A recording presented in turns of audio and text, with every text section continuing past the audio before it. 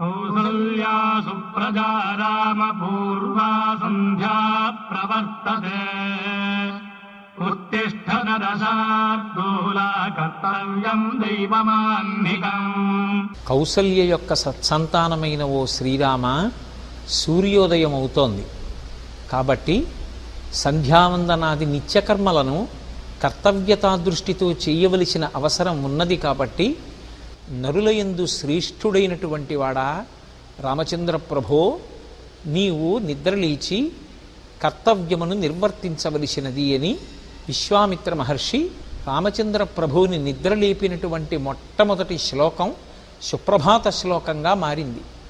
రామచంద్రమూర్తి ఈ భూమి మీద నరుడిగా అవతార స్వీకారం చేసి నడయాడినప్పుడు గురువుగారి సేవలో తరించడం కోసం, గురువుగారి ఆజ్ఞ నెరవేర్చడానికి, యజ్ఞ సంరక్షణ కొరకు, రాక్షస సంహారము కొరకు విశ్వామిత్ర మహర్షిని అనుగమించి ఒక రోజంతా ప్రయాణం చేసి గంగా సరయు సంగమ స్థానమునందు రాత్రి విశ్రాంతి తీసుకున్నటువంటి సందర్భంలో తెల్లవారిపోయినప్పటికీ కూడా ఇంకా బడలిక చేత నిద్ర లేవనటువంటి రామలక్ష్మణులను చూచి సాక్షాత్ పరమేశ్వరుడైనటువంటి రాముడు నరుడిగా ఈ భూమి మీద నడయాడినప్పుడు బ్రహ్మర్షి అయినటువంటి విశ్వామిత్రుడు తనకు లభించినటువంటి అత్యద్భుతమైనటువంటి ఈ అదృష్టాన్ని చేతపుచ్చుకుని పరమేశ్వరుణ్ణి, నరుడిగా ఉన్న రాముణ్ణి నిద్ర లేపేటటువంటి అదృష్టానికి నోచుకున్నాడు. ఆ నోచుకున్నప్పుడు కౌసల్యా సుప్రజా రామ, కౌసల్య యొక్క సత్సంతానమైనటువంటి ఓ రామచంద్ర ప్రభో, నీవు నిద్ర లేవవలసినది. నిద్ర సమాధి స్థితితో సమానం కనుక ఎవరినైనా నిద్ర లేపేటప్పుడు దానికి తగిన కారణం చెప్పకుండా నిద్ర లేపకూడదు. కనుక పూర్వసంధ్య ప్రవర్తిస్తోంది, సూర్యోదయం అవుతోంది. కర్తవ్యం ఎవరైనా సరే ఇప్పుడు నిత్యకర్మని నెరవేర్చి సంధ్యావందనాది కార్యక్రమములను నెరవేర్చవలసి ఉంటుంది. కనుక ఓ రామ, నీవు నిద్ర లేవవలసింది అని విశ్వామిత్ర మహర్షి రామచంద్రమూర్తిని నిద్ర లేపినటువంటి ఈ శ్లోకం ప్రత్యక్షంగా బ్రహ్మర్షి అయినటువంటి విశ్వామిత్రుడు భగవంతునికి సుప్రభాతం పలికినటువంటి శ్లోకం. శ్రీరామాయణ మహాకావ్యంలో విశ్వామిత్ర మహర్షి రామచంద్రమూర్తికి సుప్రభాతం పాడగలిగినటువంటి అదృష్టానికి నోచుకున్నాడు. అందుకే ఏ దేవాలయంలో ఏ ధ్రువమూర్తి దగ్గర సుప్రభాతాన్ని పాడినా ఆ సుప్రభాతాన్ని స్వయంగా పరమేశ్వరుడి దగ్గరే పాడినటువంటి విశ్వామిత్ర మహర్షి యొక్క అదృష్టాన్ని జ్ఞాపకం చేసుకుంటూ కౌసల్యా సుప్రజా రామ పూర్వా సంధ్యా ప్రవర్తతే ఉత్తిష్ఠ నరశార్దూల కర్తవ్యం దైవమాహ్నికం. నిత్యకర్మని నెరవేర్చడం నీ కర్తవ్యవు సుమా అంటూ కర్తవ్యతానిష్టని ప్రబోధం చేస్తూ ప్రారంభమైన సుప్రభాతంలోని మొట్టమొదటి శ్లోకం ఈ శ్లోకం. ఉత్తిష్ఠాత్తిష్ఠ గోవింద ఉత్తిష్ఠ గరుడధ్వజ ఉత్తిష్ఠ కమలాకాంత త్రైలోక్యం మంగళం కురు. ఉత్తిష్టోత్తిష్ఠ గోవింద ఉత్తిష్ఠ గరుడధ్వజ అంటారు ఈ శ్లోకంలో. స్వామిని 3 పేర్లు పెట్టి పిలుస్తున్నారు. స్వామి నిద్రలే, స్వామి నిద్రలే, స్వామి నిద్రలే అని 3 నామములతో పిలిచి విజ్ఞాపన చేస్తున్నారు. మొట్టమొదట గోవిందా అని పిలిచారు. ఓ గోవిందా, నీకు శుభోదయమగుగాక. గరుడధ్వజ, నీకు శుభోదయమగుగాక. కమలాకాంత, నీకు శుభోదయమగుగాక. అటువంటి పేర్లు కలిగినటువంటి ఓ స్వామి, నీవు నిద్రలేచి 3 లోకములకు మంగళమును చెయ్యవలసినది అని ప్రార్థన చేస్తున్నారు. ఉత్తిష్టోత్తిష్ట గోవింద ఉత్తిష్ట గరుడధ్వజ ఉత్తిష్ట కమలాకాంత త్రైలోక్యం మంగళం కురు. భాగవతం 10వ స్కంధంలో శ్రీకృష్ణ పరమాత్మ చాలా చిన్న పిల్లవాడిగా ఉన్నప్పుడే 7 రాత్రులు 7 పగళ్ళు గోవర్ధనోద్ధరణం చేసి తన చిటికిన వేలు మీద ఆ కొండని ఎత్తి పట్టి ఆ కొండ కింద చేరిన వారిని రక్షించడమే కాకుండా ఆయన ఎక్కడ కొండ విడిచిపెట్టేస్తాడో, కొండ కిందకి వెడితే ప్రమాదం సంభవిస్తుందని కృష్ణుణ్ణి నమ్మి కొండ కిందకి వెళ్ళనిటువంటి వాళ్ళని కూడా బాలుండీతడు కొండదొడ్డది మహాభారంబు సైరింపగా జాలండోయని దీని కింద నిలువం చింతింపగా బోలదు అంటూ, ఓ బంధువులారా నన్ను నమ్మండి, నేను కొండ వదలను, వచ్చి కొండ కింద చేరండి అని పిలిచి రక్షించినటువంటి ఆ లీల గోవింద లీల. అందుకే కృష్ణావతారంలో గోవిందుడిగా పట్టాభిషేకం, గోవింద పట్టాభిషేకం. కాబట్టి ఆ గోవిందనామంతో పిలుస్తున్నారు, రక్షకత్వానికి మారుపేరు కనుక. గరుడధ్వజ మహాభారతంలో వర్ణిస్తారు. గరుత్మంతుని యొక్క రెక్కలు అల్లార్చినప్పుడు వేదనాదాలు వినపడతాయి. ఆయన ఎప్పుడు గరుత్మంతుణ్ణి అధిరోహించి వచ్చినా రాక్షస సంహారం చేసి శిష్టులను పరిపాలించి ధర్మ సంస్థాపన చేస్తాడు. కాబట్టి అటువంటి స్వామి కమలాకాంత, సాక్షాత్ శ్రీ మహాలక్ష్మి యొక్క భర్త అయినటువంటి వాడా, అందరూ ఏ తల్లి యొక్క కడగంటి చూపుని కోరుకుంటారో అటువంటి లక్ష్మీదేవి యొక్క అనుగ్రహాన్ని అందరూ కోరుకుంటే ఆ లక్ష్మీదేవి నీ యొక్క క్రీగంటి చూపుని కోరుకుంటుంది. అటువంటి లక్ష్మికి భర్త అయినటువంటి వాడా, 3 లోకములకు మంగళము చేయుట కొరకు నిద్రలేవవలసినది అని స్వామికి శుభోదయం కావాలని భక్తులు ఆర్తితో చేసినటువంటి ప్రార్థన ఈ శ్లోకం. మాతః సమస్త జగతాం మధుకైటవారే పక్షా విహారిణి మనోహర దివ్యమూర్తే శ్రీ స్వామిని స్థితజన ప్రియదానశీలే శ్రీ వెంకటేశ తవ సుప్రభాతం.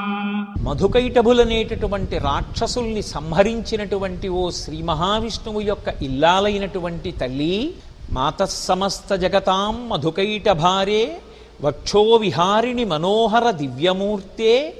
అటువంటి స్వామి యొక్క వక్షస్థలమునందు నివసిస్తూ ఆశ్రయించినటువంటి సమస్తమైనటువంటి భక్తజనుల యొక్క కోర్కెలను ఈడేర్చగలిగినటువంటి ఓ జగన్మాత, నీవు సాక్షాత్తుగా శ్రీవేంకటేశ్వరుని యొక్క దయాస్వరూపమైన దానవు.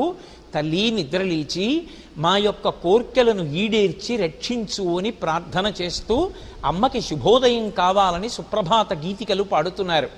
ఈ శ్లోకంలో అమ్మవారిని శ్రీవేంకటేశ్వర స్వామి వారి యొక్క వక్షస్థలమునందు నివసించేటటువంటి తల్లి అని, స్వామి యొక్క దయాస్వరూపిణి అని సంబోధన చేస్తున్నారు. ఇందులో విశేషమేమంటే ఆ తల్లి ఎప్పుడూ వెంకటేశ్వరుని యొక్క వక్షస్థలమునందు నివసించి ఉంటుంది. ఆమె వక్షస్థలమునందు ప్రవేశించలేదు. ఆ తల్లి మహాపతివ్రతయై ఎప్పుడూ స్వామి యొక్క పాదములను సేవిస్తూ ఉంటుంది. భర్తని విడిచిపెట్టకుండా నిత్యానపాయని అయి సేవించేటటువంటి లక్షణమున్న మహాపతివ్రత కనుక స్వామియే ఆమెని తన వక్షస్థలమునందు పెట్టుకున్నాడు. అంటే ఏ భార్య భర్తని అనుగమిస్తుందో ఆ భార్య భర్త యొక్క గుండెల్లోకి చేరుతుంది అనడానికి లక్ష్మీనారాయణుల యొక్క దాంపత్యం లోకానికి ఒక ఉదాహరణ. వెంకటేశ్వర స్వామి వారి యొక్క దయ ఎక్కడ వ్యక్తమవుతుంది అంటే గుండెల్లోంచి వ్యక్తమవుతుంది. లోకంలో ఎవరికి దయ ఉంది అని చెప్పినా ఎంతటి దయ కలిగిన వాడండి అని గుండెలు చూపిస్తారు. అంతటి కారుణ్యమూర్తి కనుక స్వామివారి యొక్క దయాస్వరూపమే అమ్మవారి యొక్క రూపంగా రాశీభూతమైందని మనకి చెప్పడం కోసం శ్రీవేంకటేశ్వరుని యొక్క దయాస్వరూపిణి అయిన తల్లి నీకు శుభోదయమగుగాక, లేచి మా యొక్క కోర్కెలను తీర్చి కాపాడదవుగాక అని జగన్మాతకు ఈ శ్లోకంలో సుప్రభాత పఠనం చేస్తున్నారు. తవ సుప్రభాతమరవిందలోచనే భవతు ప్రసన్న ముఖ చంద్రమండలే ఇది శంకరేంద్ర వనితాభిరక్షితే వృషశైలనాథరజితే దయానిధే. అమ్మవారిని వృషశైలనాథుని యొక్క వక్షస్థలమునందు నివసించేటటువంటి దయాస్వరూపిణి అయిన తల్లిగా ఆమెని సంబోధన చేస్తూ ఆమె యొక్క ముఖమండలాన్ని వర్ణన చేస్తూ ఆమె కన్నులను ఉపమానంతో పోలుస్తూ ఒక మాట అంటున్నారు. అమ్మా, నీ కన్నులు పద్మములు ఎలా ఉంటాయో అలా ఉంటాయి. అరవిరిసిన పద్మముల వంటి కన్నులున్నదానా, చంద్రమండలము ఎంత చల్లగా ఆహ్లాదకరంగా ఆకర్షణీయంగా తాపోపశాంతిని కల్పిస్తూ ఉంటుందో అటువంటి చంద్రమండలం వంటి ముఖమండలం ఉన్నదానా, ఓ తల్లి, నీ యొక్క పాదములను నిరంతరము బ్రహ్మశక్తి అయిన సరస్వతి, రుద్రశక్తి అయినటువంటి పార్వతి, ఇంద్రుని యొక్క ఇల్లాలైనటువంటి శచీదేవి కొలుస్తూ ఉంటారు. అటువంటి ముగ్గురమ్మల చేత పూజింపబడేటటువంటి పాద పద్మములు కలిగినటువంటి దానా, ఓ తల్లి, మా యొక్క కోర్కెలను ఈడేర్చడం కోసం నిద్రలేచెదవుగాక, నీకు శుభోదయమగుగాక అని ఈ శ్లోకంలో అమ్మవారికి సుప్రభాతం పలుకుతున్నారు. అమ్మవారి కన్నులు అరవిరిసినటువంటి పద్మములు ఎలా ఉంటాయో అలా ఉంటాయి. నవరసములను ఆవిష్కరించగలిగినటువంటిది శరీరం మొత్తం మీద కన్నులొక్కటే. ఆ కన్నులు అమ్మవారి యొక్క దయని ఆవిష్కరిస్తూ ఉంటాయి. అమ్మవారికి ముందుకు వెళ్ళి నిలబడగానే ఆమె కన్నులలోంచి అభివ్యక్తమయ్యేటటువంటి ఆ కారుణ్యం, ఆ ప్రేమ చూసినప్పుడు భక్తుడు అమ్మ ప్రేమని మనసారా చూరగొని నేను ఆ తల్లి యొక్క బిడ్డణ్ణి అనేటటువంటి అవ్యాజమైన ఆనందంతో నిలబడగలుగుతాడు. ఆ అమ్మ ముఖమండలం చంద్రబింబం ఎలా ఉంటుందో అలా ఉంటుంది కనుక ఎంతసేపు చూసినా తనివి తీరని రీతిలో ఉంటుంది, అమృతాన్ని వర్షిస్తూ ఉంటుంది.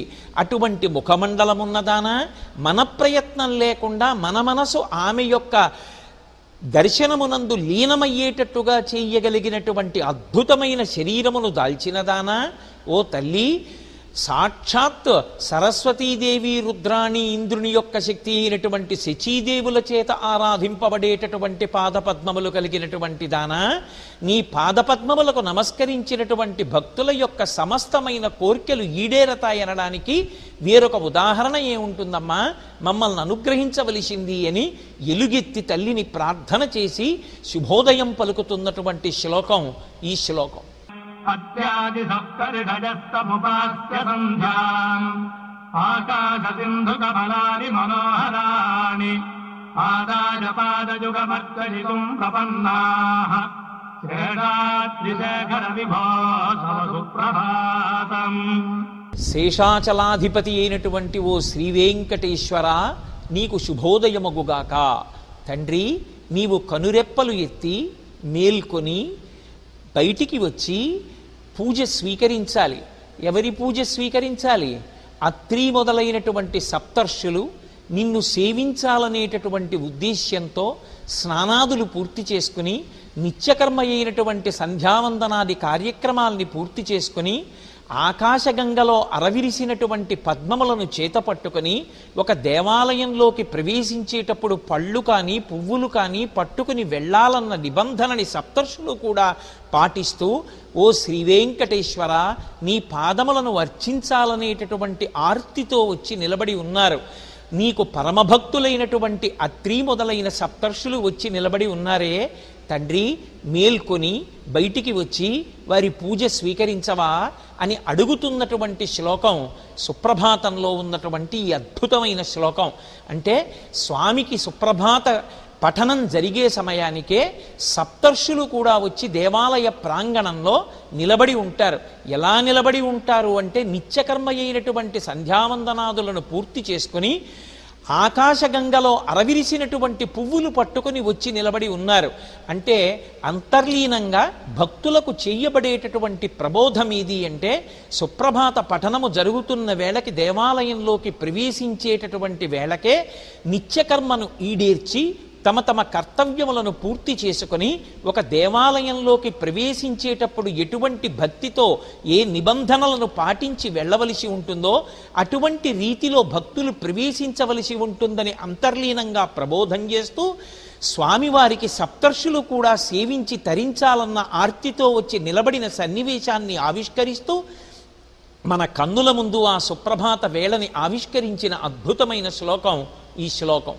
పంచాననాభ్యభవటన్ముఖవాసవాద్యాః త్రైవిక్రమాదితరితం విబుధాస్తువంతి భాషాపతిః పఠతి వాసర శుద్ధిమారాత్ శ్రేషాద్రిశేఖర విభో తవ సుప్రభాతం. స్వామి శేషశైలాధిపతి, నీ దర్శనం కోసం వచ్చి ఆర్తితో నిలబడిన వారు ఎంతమంది ఉన్నారో తెలుసా? పంచాననాబ్జ భవషణ్ముఖ వాసవాద్యాః. 5 ముఖములు కలిగినటువంటి పరమశివుడు, 4 ముఖములు కలిగినటువంటి చతుర్ముఖ బ్రహ్మగారు, 6 ముఖములు కలిగినటువంటి సుబ్రహ్మణ్యేశ్వరుడు, అలాగే దేవేంద్రుడు, వీళ్ళందరూ కూడా నీవు స్వీకరించినటువంటి ఆ అవతారాలు, ఆ అవతారాలలో నువ్వు భక్తుల పట్ల చూపించినటువంటి ఎనలేని ప్రేమ, ధర్మ సంస్థాపన కొరకు నువ్వు చూపించినటువంటి ఆర్తి, ధర్మాన్ని పోషించిన వాళ్ళు, ధర్మాన్ని అనుష్ఠించిన వారి యందు నువ్వు చూపించినటువంటి కారుణ్యము మనసులో స్మరిస్తూ వచ్చి నిలబడి ఉన్నారు. అలాగే తండ్రి, దేవతలకు గురువైనటువంటి బృహస్పతి పంచాంగ పఠనం చెయ్యడం కోసం వచ్చి నీ మ్రోల నిలబడి ఉన్నాడు. వారిని అనుగ్రహించడానికి ఓ వెంకటేశ్వర కనురెప్పలెత్తి లేచి బయటికొచ్చి వారిని అనుగ్రహించవా, నీకు శుభోదయమగుగాక అని సుప్రభాతాన్ని పఠనం చేస్తున్నారు.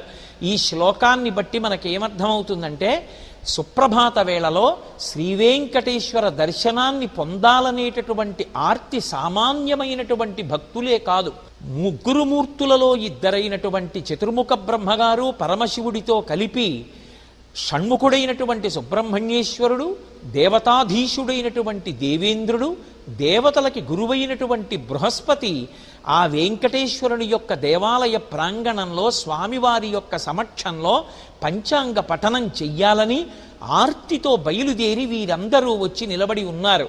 అంటే సుప్రభాత వేళలో ఆనందనిలయ విమానం దగ్గరికి వెళ్ళి ఎవరు నిలబడతారో వారు ఎంతమంది దేవతలు అదృశ్య రూపంలో అక్కడ ఉండగా సేవించగలిగినటువంటి అదృష్టాన్ని పొందగలిగి ఉంటారు అన్న విషయాన్ని ఈ శ్లోకంలో అంతర్లీనంగా ఆవిష్కరించారు. ఆయన యొక్క దివ్యమంగళమైనటువంటి మూర్తిని దర్శించడానికి, ఆయన గాథలను మనసులో స్మరించడానికి దేవతలు కూడా, త్రిమూర్తులలో బ్రహ్మ రుద్రులు కూడా ఎంత ఆతృత ప్రదర్శిస్తారో ఈ శ్లోకం ఆవిష్కరిస్తుంది. అందుకే మనం కూడా సుప్రభాత పఠన సమయమునందు దేవాలయాల్లోకి ప్రవేశించేటప్పుడు స్వామి యొక్క అవతార వైభవాల్ని, ఆయన యొక్క చరిత్ర, ఆయన భక్తుల్ని ఆదుకున్నటువంటి గాథలను మనసులో స్మరణ చేస్తూ పరమభక్తితో వెళ్ళి నిలబడవలసి ఉంటుంది అని అంతర్లీనంగా ఈ శ్లోకం మనకి ప్రబోధం చేస్తూ ఉంది.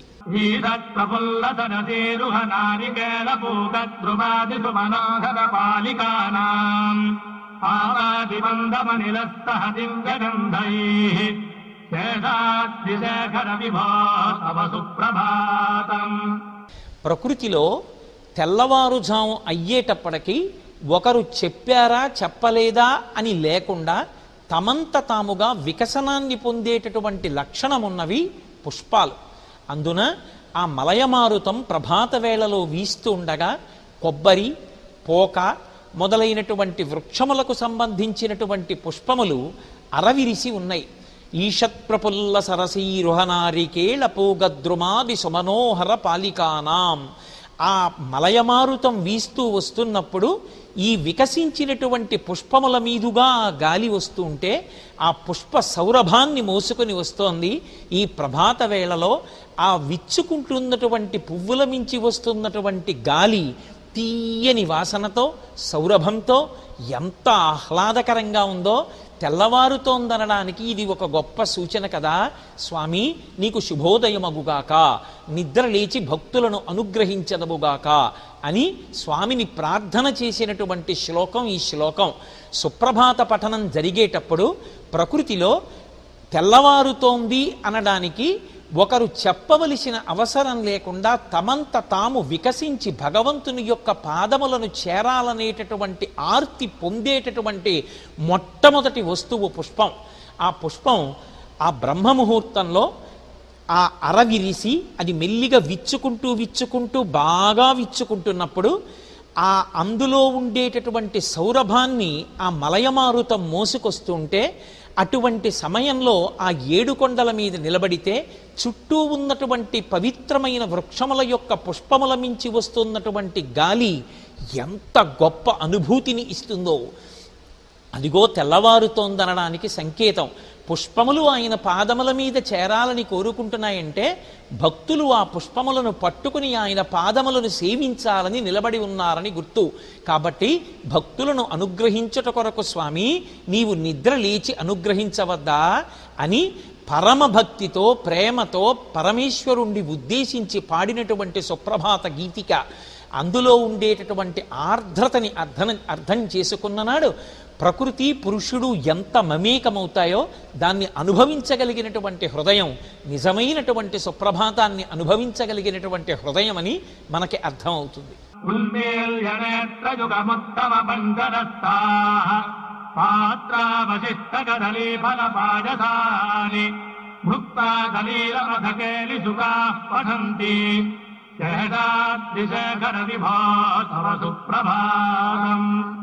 శ్రీవేంకటేశ్వర నీకు శుభోదయమగుగాక. స్వామి, సుప్రభాత వేళవుతోంది, నీవు నిద్ర లేవవలసింది అని స్వామికి విజ్ఞాపన చేస్తూ తెల్లవారుతోందనడానికి ప్రకృతి సంబంధమైనటువంటి కొన్ని సంకేతములను చూపిస్తున్నారు. ఏ విధంగా పుష్పములు తమంత తాము బ్రహ్మముహూర్తమునందు అరవిరిసి తమ సౌరభాన్ని మలయమారుతంలోకి నింపుతాయో, అలాగే ఒకరు లేపవలసిన అవసరం లేకుండా తమంత తాము లేచి తమ యొక్క కలకూజితములతో నింపేటటువంటి లక్షణమున్నవి పక్షులు. ముందు రోజు పంజరాలలో బంధింపబడి ఉన్నటువంటి చిలుకలు ఆ పంజరంలో ఉంచబడినటువంటి పాయస పాత్రలోని కొంత పాయసాన్ని తాగి అక్కడ ఉంచబడిన అరటిపళ్లలో కొంత అరటిపండు తిని నిద్రపోయాయి. తెల్లవారిపోతోందన్న విషయాన్ని గమనించినటువంటి ఆ చిలుకలు బాగా కన్నులు విప్పి పాయస పాత్రలో మిగిలిన శేషాన్ని, తినగా మిగిలినటువంటి అరటిపండులో ఉన్నటువంటి భాగాన్ని మళ్ళీ కొరికి తింటూ, స్వామి నీకు సంబంధించినటువంటి అద్భుతమైన పలుకులు పలుకుతున్నాయి, తెల్లవారిపోతోందనడానికి ఇది ఒక సంకేతం. కాబట్టి వెంకటేశ్వర నీకు శుభోదయమగుగాక, తండ్రి నిద్రలే అని ఆర్తితో విజ్ఞాపన చేసినటువంటి శ్లోకం. ప్రకృతిలో తెల్లవారిపోతోంది అని తమంత తాముగా గ్రహించి ప్రతిస్పందించేటటువంటి లక్షణం కలిగినటువంటి ప్రాణులలో ఉత్కృష్టమైనటువంటి ప్రాణి పక్షి. అందుకే పక్షికి ఒకరు చెప్పక్కర్లేదు తెల్లవారుతోందని. తెల్లవారుతోందనేసరికి నిద్రలేవడం, పైగా భక్తులైనటువంటి వారి దగ్గర పలుకులు నేర్చుకొని శ్రీరామనామం వంటి నామములను పలకగలిగినటువంటి అదృష్టాన్ని పొందినటువంటి పక్షి చిలుక. అందుకే చిలుక అమ్మవారి భుజం మీద కూడా వాలి ఉంటుంది ఎప్పుడు. అటువంటి చిలుక ముక్కు కలిగినటువంటి శుకబ్రహ్మయే శ్రీవేంకటేశ్వర స్వామి వారి యొక్క పరిణయానికి సంబంధించిన శుభలేఖని వ్రాశారు. ఆ చిలుకకి శ్రీవేంకటేశ్వరుడికి ఒక గొప్ప అవినాభావ సంబంధం. అందుకే చిలుక నిద్రలేచింది, మంచి పలుకులు పలుకుతోంది, స్వామి నీవు కూడా నిద్రలేచి భక్తులను అనుగ్రహించవలసినది అని ఆర్తితో ఆవిష్కరించినటువంటి శ్లోకం. కాదు కాదు, యథార్థమునకు భక్తి జ్ఞానములనేటటువంటి రెండు రెక్కలతో ఆకాశ్ అంటే విష్ణుతత్వమునందు నిరంతరము విహరించేటటువంటి పక్షిస్వరూపము కలిగినటువంటి వారు నిరతిశయమైనటువంటి భక్తి కలిగిన భక్తులు. అటువంటి భక్తులు వచ్చి దేవాలయ ప్రాంగణం ముందు నిలబడి ఆర్తితో స్వామి సుప్రభాత గీతికలు పఠిస్తున్నారు. నిద్రలేచి వారిని అనుగ్రహించవద్దా అని ప్రేమతో పిలిచినటువంటి శ్లోకం ఈ శ్లోకం. తంత్రే ప్రకర్ష మధురస్వనజా విపంచా రాజత్యనంతచరితం తవ నారదోపి భాడా సమగ్రమధకృత్కరచారరమ్యం శేషాగ్నిశేఖర విభో తవ సుప్రభాతం. పరమభక్తులైనటువంటి వారు సుప్రభాత సమయంలో గుండెల నిండా భక్తిభావాన్ని నింపుకొని మైమరచి ఎంత సంతోషంతో భగవన్నామాన్ని చెప్తారు అనడానికి ఒక గుర్తు చెప్తున్నారు.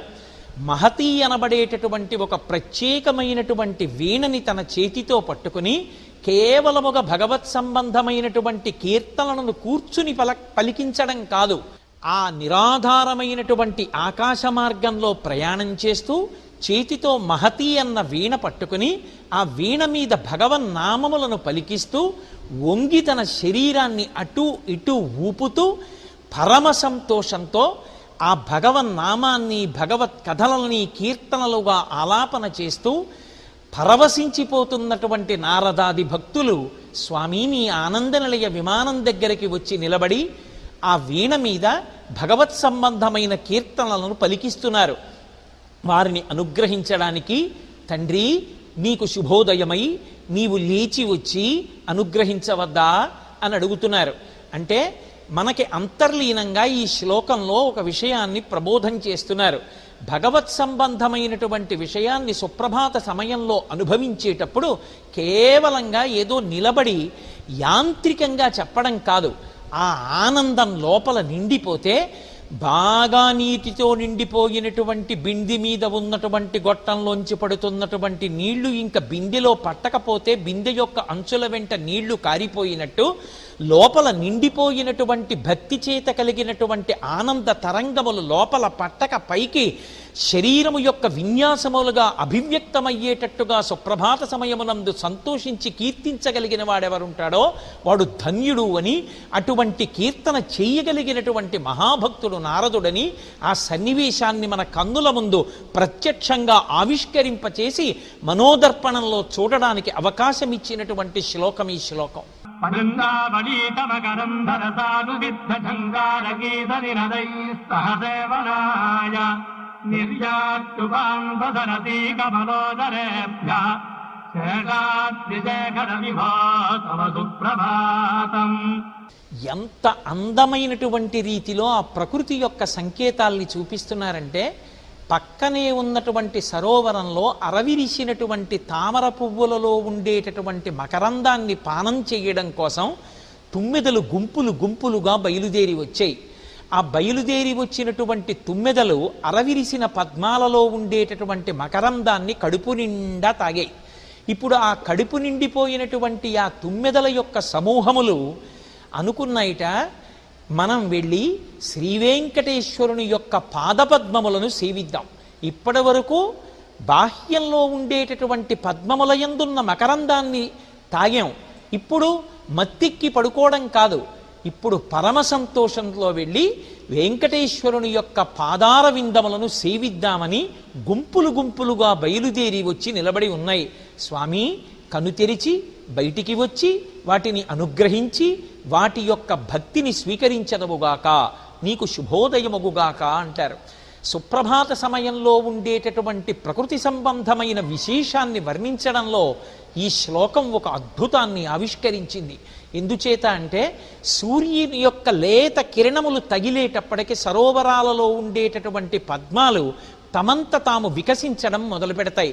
పద్మం వికసించడం మొదలు పెట్టేటప్పటికీ ఆ పద్మంతోనే కలిసి అదే సరోవరంలో పుట్టినటువంటి కప్పకి కానీ, చాపకి కానీ, నత్తకి కానీ, పీతకి కానీ ఆ పద్మంలో ఉన్న మకరందం యొక్క విలువ తెలియదు. ఎక్కడో ఉన్నటువంటి తుమ్మెదలు సమూహాలుగా వచ్చి పద్మాలలో ఉండేటటువంటి మకరందాన్ని పానం చేస్తాయి. అవి కేవలం మకరంద పానం చేసి ఊరుకోలేదు, మకరంద పానం చేసేటప్పుడు ఝంకారాన్ని ఆపేయి. మకరందపానం అయిపోయాక మళ్ళీ తిరిగి ఝంకారం చేస్తున్నాయి. దేనికోసం? ఇప్పటి వరకు అవి తేనె తాగింది బాహ్యంలో ఉన్న అరవిందముల యందు, ఇప్పుడు అవి భగవంతుని యొక్క పాదారవింద సేవనము కోసం బయలుదేరాయి. అంటే షట్పదము అంటారు. పంచేంద్రియములు మనస్సు కలిపి 6 కాళ్లతో కూడినటువంటి షట్పదమై భక్తులైనటువంటి వారు భగవంతుని యొక్క పాదముల యందు ఉండేటటువంటి ఆ ఆనంద మకరంద ద్రవాన్ని పీల్చి తమలో తాము రమించిపోయేటటువంటి స్థితిని పొందడానికి ఉద్యుక్తులై నిలబడి ఉన్నటువంటి సన్నివేశాన్ని అంతర్లీనంగా ఆవిష్కరించిన పరమాద్భుతమైన శ్లోకం ఈ శ్లోకం. యోగాగణేన వరదద్రిమిమధ్యమానే ఘోషాదజేదుదధిమంథన తీవ్రఘోషాః రోషాత్కలిం విదధతే గగుభస్తకుంభాః శేషాద్రిశేఖర విభో తవ సుప్రభాతం. ఇదొక పరమాద్భుతమైనటువంటి శ్లోకం. ఈ శ్లోకంలో శ్రీవేంకటేశ్వరునికి కృష్ణ పరమాత్మకి ఉన్న అభేద తత్వాన్ని ఆవిష్కరిస్తున్నారు. అసలు యథార్థానికి భవిష్యోత్తర పురాణంలో ఆయన జనకో వసుదేవస్య ఆ దేవకీ జననీమమ అని చెప్పుకున్నాడు. దేవకీ వసుదేవులు నా తల్లిదండ్రులు, నేను కృష్ణుణ్ణని.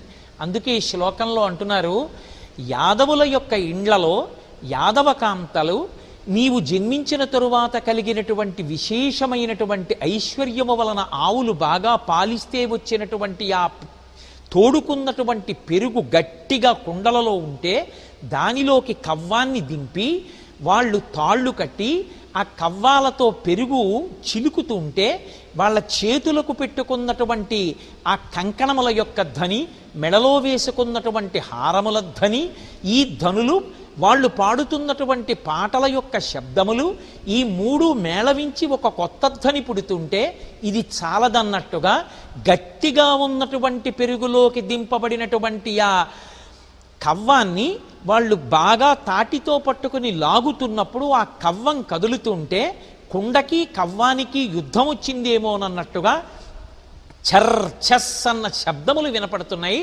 కాబట్టి తెల్లవారిపోయింది, యాదవకాంతలు పెరుగు చిలుకుతున్నారనడానికి కృష్ణ పరమాత్మవైన ఓ వెంకటేశ్వర, నీకు ఈ సంకేతము చాలదా? నిద్రలే, నీకు శుభోదయమగుగాక అని సంకేతిస్తున్నారు. నిజంగా శ్రీకృష్ణుని యొక్క బాల్యలీలలో ఈ నవనీతాన్ని అపహరణం చెయ్యడం, అమ్మ చల్ల చేయడం, చల్ల చేస్తున్న అమ్మ దగ్గరికి కృష్ణుడు పరిగెత్తుకు రావడం, ఆయనకి గోపకాంతలకి ఉన్నటువంటి అనుబంధం, ఆయన ఆ ఆవుల్ని దూడల్ని ఎద్దుల్ని కాసినటువంటి సన్నివేశం, అవి జ్ఞాపకానికి రాగానే కృష్ణ పరమాత్మకి వెంకటేశ్వరుడికి అభేదం కలక పరమ సంతోషంతో ఉలిక్కిపడి నిద్రలేస్తాడని కృష్ణావతారంలో తెల్లవారుజామున జరిగినటువంటి సన్నివేశాల్ని శ్రీవేంకటేశ్వరుని ముందు సుప్రభాత గీతికలుగా పాడి భక్తులు పరవశించినటువంటి సందర్భం ఆవిష్కరింపబడిన శ్లోకం ఈ శ్లోకం.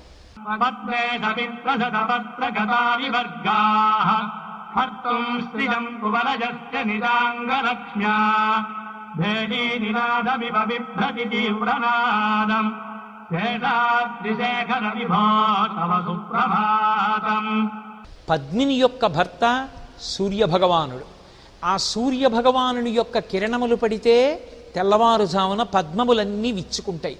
ఈ పద్మములు విచ్చుకున్నప్పుడు నల్లని శరీరకాంతి కలిగినటువంటి గండు తుమ్మెదలు ఆ పద్మములలోకి చేరి కడుపు నిండా ఆ అందులో ఉండేటటువంటి మకరందాన్ని జుర్రుకున్నాయి. ఇప్పుడు మకరందాన్ని జుర్రుకున్నటువంటి ఆ నల్లని గండు తుమ్మెదలు ఒక్కసారి పైకి లేచి ఝంకారం చేస్తున్నాయి. ఆ పద్మంలో ఉన్నటువంటి తేనె తాగినంతసేపు ఝంకారం చెయ్యకుండా నిశ్శబ్దంగా ఉన్నటువంటి తుమ్మెద పైకి లేచినప్పుడు ఝంకారం చేస్తోంది. ఎందుకు ఝంకారం చేస్తోంది అంటే, కవి ఎంత అందంగా దాన్ని ఆవిష్కరించాడంటే, నల్లని పద్మములలో ఉండేటటువంటి కాంతిని అపహరించడానికి నల్లని తుమ్మెదల బారు యుద్ధానికి వచ్చిందా, అది పెద్ద పెద్ద భేరీలు మోగిస్తోందా అన్నట్టుగా అవి చేస్తున్నటువంటి ఝంకారపు సవ్వడలు వినపడుతున్నాయి. ఈ శ్లోకంలో ఉన్నటువంటి అద్భుతమైన విశేషం ఏమంటే, సుప్రభాత సమయంలో ప్రకృతిలో వచ్చేటటువంటి మార్పులు ఎలా ఉంటాయి, అసలు ఆ పువ్వులు విచ్చుకునేటటువంటి ప్రక్రియ ఎలా ఉంటుంది, అందులో ఉండేటటువంటి మకరందపానం చెయ్యడానికి వచ్చేటటువంటి తుమ్మెదల బారు, దాని యొక్క శరీర కాంతులు, అవి చేసే ఝంకారాలు, ఊగుతూ ఉండేటటువంటి పువ్వు నలగకుండా వాలిపైకి లేచేటటువంటి తుమ్మెదలు, తుమ్మెద లేచిపోయిన తరువాత తల కదిపినట్టుగా సంతోషంతో ఊగిన పద్మాలు, వీటిని తెల్లవారిపోతోందని వెంకటేశ్వర స్వామి వారికి సంకేతించి పాడినటువంటి ఈ సుప్రభాత శ్లోకం ప్రకృతిని వర్ణించడంలో అద్భుతమై నిలబడింది.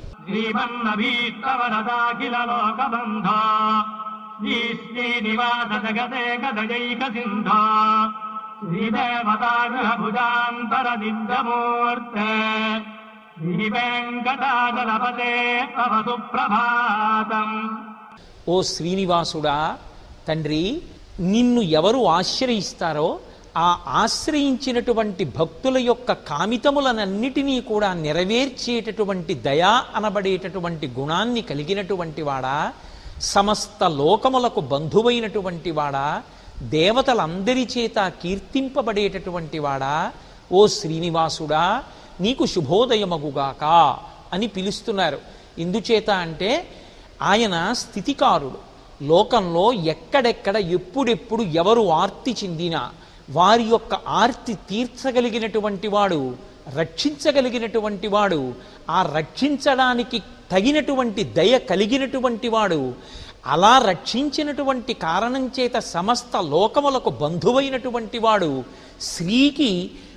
స్త్రీ యొక్క నివాసమునకు స్థానమైనటువంటి వాడు, అటువంటి మహాద్భుతమైనటువంటి స్వరూపము కలిగినటువంటి వాడు, కన్నులతో జుర్రుకోవలసినటువంటి రూపమున్నటువంటి వాడు, పరమ మంగళప్రదమైనటువంటి ఆకారమున్నటువంటి వాడు, అటువంటి వాడవైన ఓ శ్రీనివాసుడా, శ్రీవేంకటేశ్వర, నీకు శుభోదయమై నీవు లేచి మా అందరికీ మంగళములను చేకూర్చవలసినది అని ఆర్తితో స్వామి యొక్క వైభవాన్ని, దయాగుణాన్ని, లోకములకంతటికీ ఆయన బంధువైనటువంటి విశేషాల్ని మనసులో స్మరించి ఉప్పొంగి పాడినటువంటి సుప్రభాత గీతికయే ఈ శ్లోకం.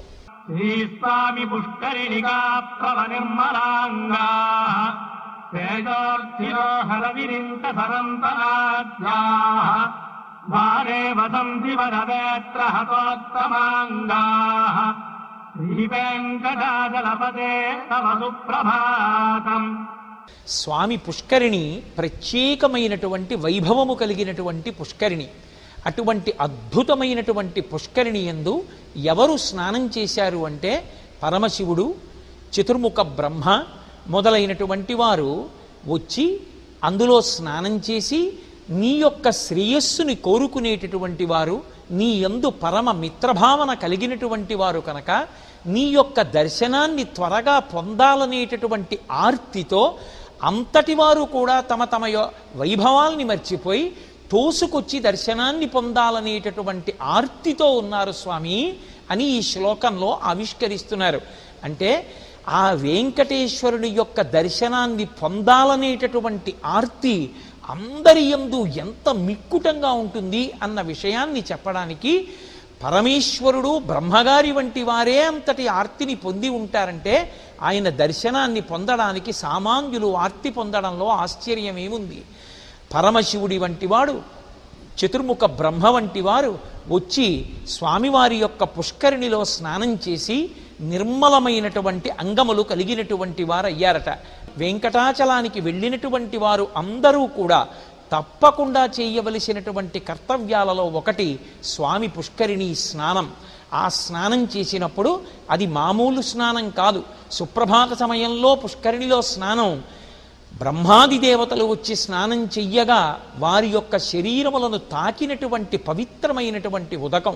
అందులో స్నానం చెయ్యడం మరింత శోభని పుణ్యాన్ని మనకి చేకూరుస్తుందని అంతర్లీనంగా ఈ శ్లోకంలో ప్రతిపాదన చేస్తూ స్వామి దర్శనానికి దేవతలు కూడా పొందేటటువంటి ఆర్తిని ఆవిష్కరించినటువంటి సన్నివేశాన్ని ఇందులో పొందుపరిచారు.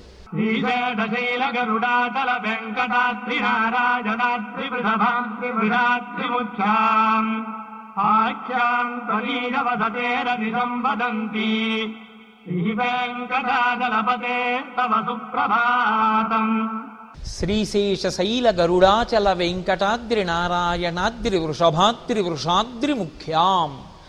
ఆయన ఉన్నటువంటి ఆ కొండని ఎన్ని పేర్లతో పిలుస్తున్నారు అంటే దాన్నే నారాయణాద్రి అని పిలుస్తున్నారు, దాన్నే వెంకటాద్రి అని పిలుస్తున్నారు, దాన్నే వృషభాద్రి అని పిలుస్తున్నారు, దాన్నే శేషాద్రి అని పిలుస్తున్నారు, దాన్నే వృషాద్రి అని పిలుస్తున్నారు. స్వామి నీవు ఉన్నటువంటి ఆ స్థానాన్ని, ఆ కొండలను ఇన్ని పేర్లతో పిలుస్తున్నారు. అటువంటి పరమపావనమైనటువంటి నివాస స్థానమునందు వెలిసియున్నటువంటి వాడా వెంకటేశ్వర నీకు శుభోదయమగుగాక అని ఈ శ్లోకంలో స్వామిని నిద్రలేపుతున్నారు. ఈ శ్లోకానికి ఉన్న వైభవం ఏమిటంటే ఆ కొండ ఈనాటిది కాదు, కృతయుగం నుంచి కూడా ఆ కొండ అలాగే ఉంది. అలాగే ఉండి ఒక్కొక్కరిని అనుగ్రహించినప్పుడు ఆ కొండకి ఒక్కొక్క పేరు వచ్చింది. ఒకానొకప్పుడు వృషభాసురుడు అనబడేటటువంటి రాక్షసుడు శ్రీమన్నారాయణుడి చేతిలో వధింపబడి ఆయన చిట్ట చివరి కోరికగా ఈ కొండ నా పేరు మీద ఉండాలి అని అడిగితే ఆయన పేరు పొంది వృషభాద్రి అయింది. ధర్మమునకు నివాసము కనుక వృషాద్రి అయింది. నారాయణుడు వేంచేసి ఉన్న పర్వతం కనుక నారాయణాద్రి అయింది. ఒకానొకప్పుడు వాయువుకి శేషుడికి మధ్య జరిగినటువంటి కలహంలో శేషుడు అక్కడికి వచ్చి నిలబడినటువంటి కారణం చేత వాయువు చేత తేబడి ఉండిపోయిన వెంకటేశ్వరుని క్రీడాద్రి కనుక శేషాద్రి అని పిలవబడింది. ఆంజనేయుడు ప్రభవించినటువంటి ప్రదేశం కనుక అంజనాద్రి అని పిలవబడింది. ఏ యుగంలో ఏ పేరుతో పిలవబడినా ఇప్పటికీ కూడా ఆ కొండలన్నీ కూడా శ్రీవేంకటేశ్వరుని నివాస స్థానమై ఆ పేర్లను పిలిచినంత మాత్రం చేత, పలికినంత మాత్రం చేత భక్తుల యొక్క పాపములను తెగటార్చగలిగినటువంటి శక్తిని పొంది ఉన్నాయి. అందుకే పర్వతం పేరే వెంకటాచలము. వేం కటతే పాపం యస్మాత్ పాపదహన శక్తితః అంటారు పురాణంలో. పాపములను కాల్చగలిగినటువంటి శక్తి ఆ పర్వతానికి ఉంది. అందుకే స్వామి నివాస స్థానమైన ఆ కొండల యొక్క పేర్లు ఒక్కసారి భక్తుల చేత పలికించడానికి ఈ శ్లోకంలో ఆ కొండల పేర్లన్నీ ఒకసారి చెప్పబడ్డాయి. అంత అందమైన శ్లోకం ఈ శ్లోకం.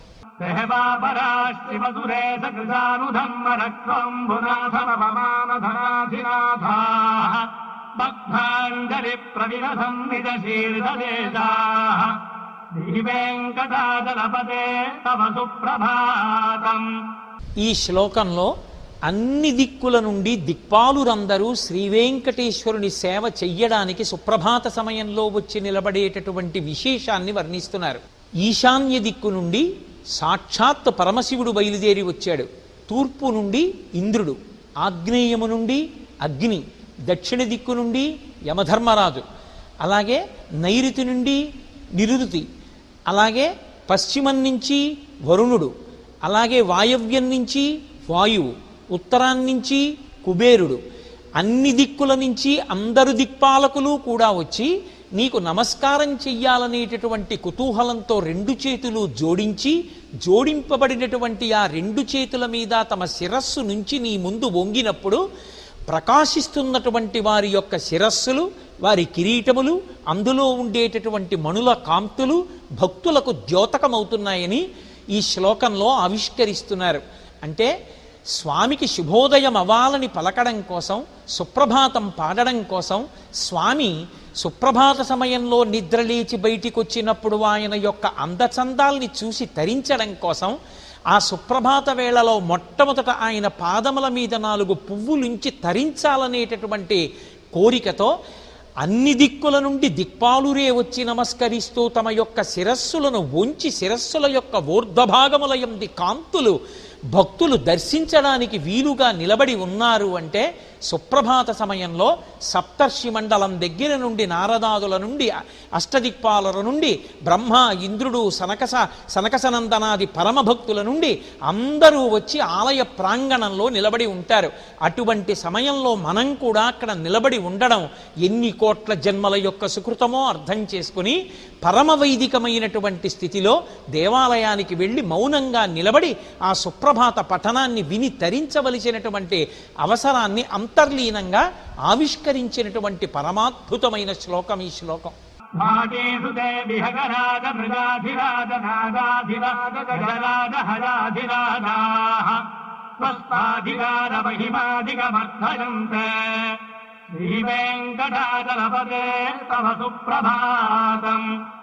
ఈ లోకంలో అత్యంత శ్రేష్టమైనటువంటి విశేషములు కొన్ని ఉన్నాయి. అందులో గరుత్మంతుడు, సింహము, ఆదిశేషుడు మొదలైనటువంటి వారందరూ కూడా ఉన్నారు. అటువంటి అపురూపమైనటువంటి స్థితిని పొందినటువంటి ఆ ఆదిశేషుడు కానీ, ఆ గరుత్మంతుడు కానీ, ఆ సింహం కానీ, ఆ దేవేంద్రుడికి తిరిగేటటువంటి ఐరావతం కానీ, లేకపోతే ఉచ్చైశ్రవమని పిలువబడేటటువంటి ఆ గుర్రం కానీ, అవి అంత శ్రేష్టతని పొందాయి అంటే, క్షీరసాగర మథన సమయంలో కొన్ని ఆవిర్భవించాయి అంటే, గరుత్మంతుడు స్వయంగా శ్రీమన్నారాయణునికి వాహనమయ్యాడు అంటే, ఆయన అంత బలవంతుడయ్యాడంటే, ఈ చెప్పబడినటువంటి జాబితాలో ఉన్నటువంటి వారందరూ కూడా భగవత్ సేవయందు విశేషమైనటువంటి వైభవాన్ని పొందగలిగారంటే, అంతంత శక్తిని పొందగలిగారంటే, దానికంతటికీ కారణం ఎక్కడున్నది అంటే శ్రీవేంకటేశ్వరుని యొక్క అనుగ్రహము నుండి వీటికి ఇటువంటి శక్తులు కటాక్షింపబడ్డాయి. కాబట్టి ఆ శక్తి నిలబడడానికి, ఇంకా పెరగడానికి ఈ జీవులన్నీ కూడా వచ్చి నిలబడి నీ మ్రోల నమస్కరిస్తూ నీకు శుభోదయం కావాలని ప్రార్థన చేస్తున్నాయి. కనుక శ్రీవేంకటేశ్వర నిద్ర లేచి అనుగ్రహించు అని ప్రార్థన చేస్తున్నారు. ఇందులో ఒక్కొక్క దానికి ఒక్కొక్క వైభవం ఉంది. గరుత్మంతుని యొక్క రెక్కల నుండి వేదనాదం వస్తుంది. ఆయన సాక్షాత్తు శ్రీమన్నారాయణుణ్ణి వహించి అపారమైనటువంటి వేగంతో బయలుదేరి వెడుతూ ఉంటాడు.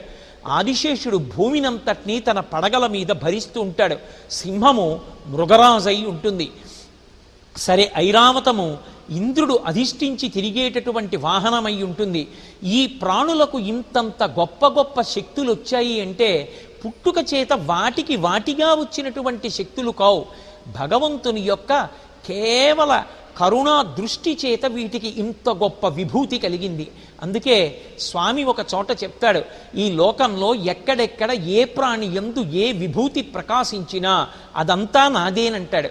అంత గొప్ప విభూతి ఈ ప్రాణులు పొందినప్పుడు ఈ విభూతి అంతా స్వామి అనుగ్రహంగా మాకొచ్చిందన్న భక్తితో అవి నిలబడి ఇంకా ఆ శక్తులు పెరగాలని కోరుకుంటున్నాయంటే మనకి కూడా పరమేశ్వరుడు ఏ విభూతినిచ్చాడో అది భగవంతుని యొక్క అనుగ్రహ ప్రసాదమని మనసులో రూఢము చేసుకొని అవి లోకోద్ధరణ కొరకు పనికి రావాలని, ఇంకా పెరిగి భగవత్ ప్రసాదంగా వాటిని అనుభవించగలిగిన శక్తి కలగాలని, సుప్రభాత సమయంలో మనం వినయంతో నిలబడాలని అంతర్లీనంగా ప్రబోధం చేసినటువంటి శ్లోకం ఈ శ్లోకం.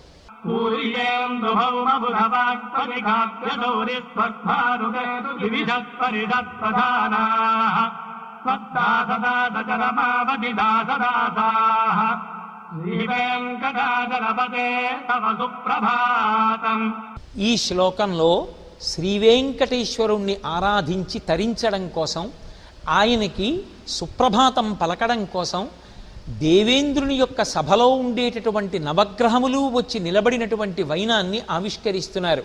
సూర్యుడు, చంద్రుడు, కుజుడు, బుధుడు, గురుడు, శుక్రుడు, శని, రాహువు, కేతువు మొదలైనటువంటి గ్రహాలన్నీ కూడా వచ్చి వెంకటేశ్వరుని యొక్క పాదముల సన్నిధిలో నిలబడి స్వామికి సుప్రభాత గీతాలు పాడుతున్నాయి. స్వామి, తెల్లవారిపోతోంది, మీరు నిద్రలేచి మాకు దివ్య దర్శనాన్ని కటాక్షించి మిమ్ము సేవించగలిగినటువంటి అదృష్టాన్ని కటాక్షించమని స్వామికి శుభోదయాన్ని పలుకుతున్నాయి అన్నది ఈ శ్లోకము యొక్క సారాంశమైతే, ఈ లోకంలో ఉండేటటువంటి వ్యక్తులకి కష్టసుఖములు గత జన్మలలో చేసుకున్నటువంటి పాపపుణ్యముల యొక్క ఫలితాలుగా గ్రహముల ద్వారానే అనుగ్రహింపబడతాయి. అందుకే జాతకంలో ఆయా గ్రహముల యొక్క ఉద్ధతి వ్యక్తమైనప్పుడు అది సుఖముగా కానీ దుఃఖముగా కానీ వ్యక్తమవుతూ ఉంటుంది. సుఖదుఖములకు గ్రహములు కారణమని బెంగపెట్టుకోవలసినటువంటి అవసరం లేదు. ఎందుచేత అంటే గ్రహములకు ఈశ్వరత్వము లేదు. గ్రహములు కూడా ఎవరి చేత శాసింపబడతాయంటే భగవంతుని చేత శాసింపబడతాయి. అవి కూడా వచ్చి వెంకటేశ్వరుడి పాదసన్నిధిలో నిలబడి భగవంతుని యొక్క అనుగ్రహాన్ని అపేక్షించే సుప్రభాత గీతికలు పాడి ఆయనని సేవించడానికి త్వరపడుతున్నాయంటే ఆ వెంకటేశ్వరుడి పాదపద్మములనే పట్టుకున్నటువంటి భక్తుడు ఎవరుంటాడో అటువంటి వాణ్ణి బాధించడం ఆ నవగ్రహములకు కూడా సాధ్యం కాదు. వాటిని తట్టుకోగలిగినటువంటి ధైర్యాన్ని, విపరీతమైనటువంటి కష్టపడవలసిన అవసరం లేకుండా రక్షించగలిగినటువంటి తన కారుణ్యాన్ని స్వామి ఆవిష్కరింపగలడని భక్తులకి ధైర్యాన్ని నూరిపోయగలిగినటువంటి ఒక విశేషాన్ని ఆవిష్కరించినటువంటి శ్లోకం ఈ శ్లోకం.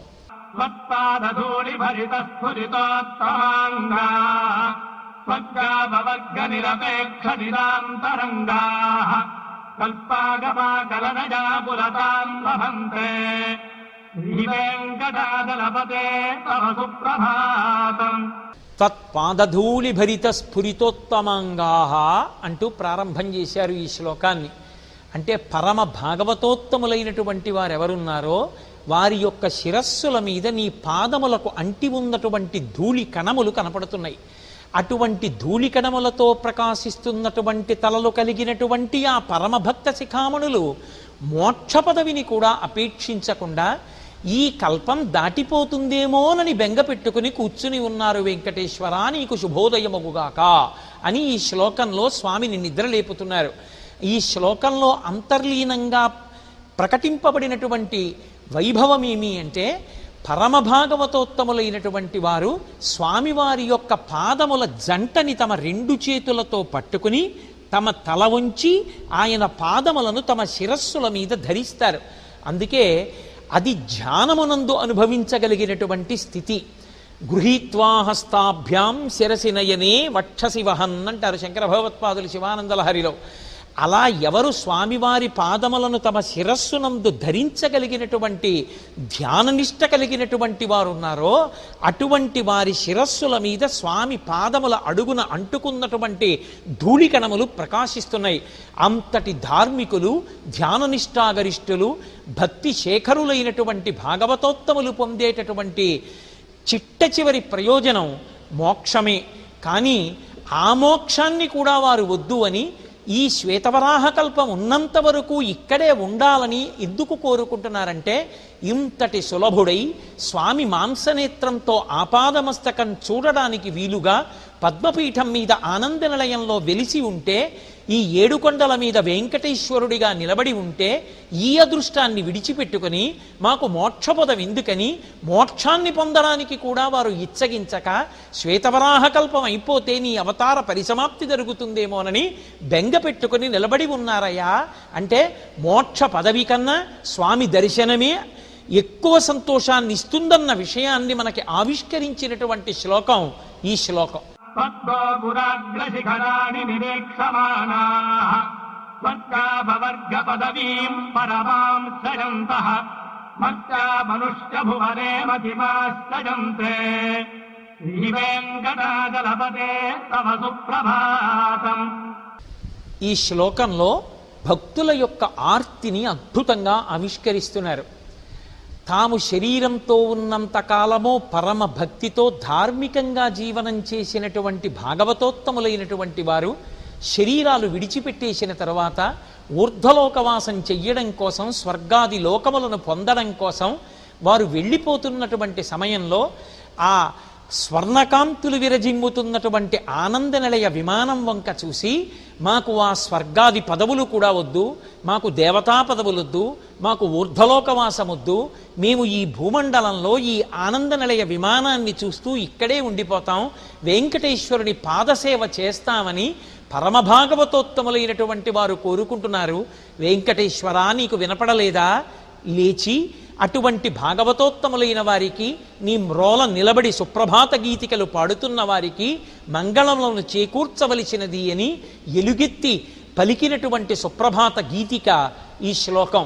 అంటే సాధారణంగా ఈ లోకంలో పరమభక్తితో ధార్మికమైనటువంటి జీవితాన్ని గడిపి అనేకమైనటువంటి పుణ్యములను చేసినటువంటి వారు శరీరం పడిపోయిన తరువాత మోక్ష పదవినైనా అలంకరిస్తారు, అథవా స్వర్గాది లోకములను ఎందు వాసము చెయ్యడానికి ఆ ఊర్ధ్వలోకముల వైపుకి వెళ్ళిపోతారు.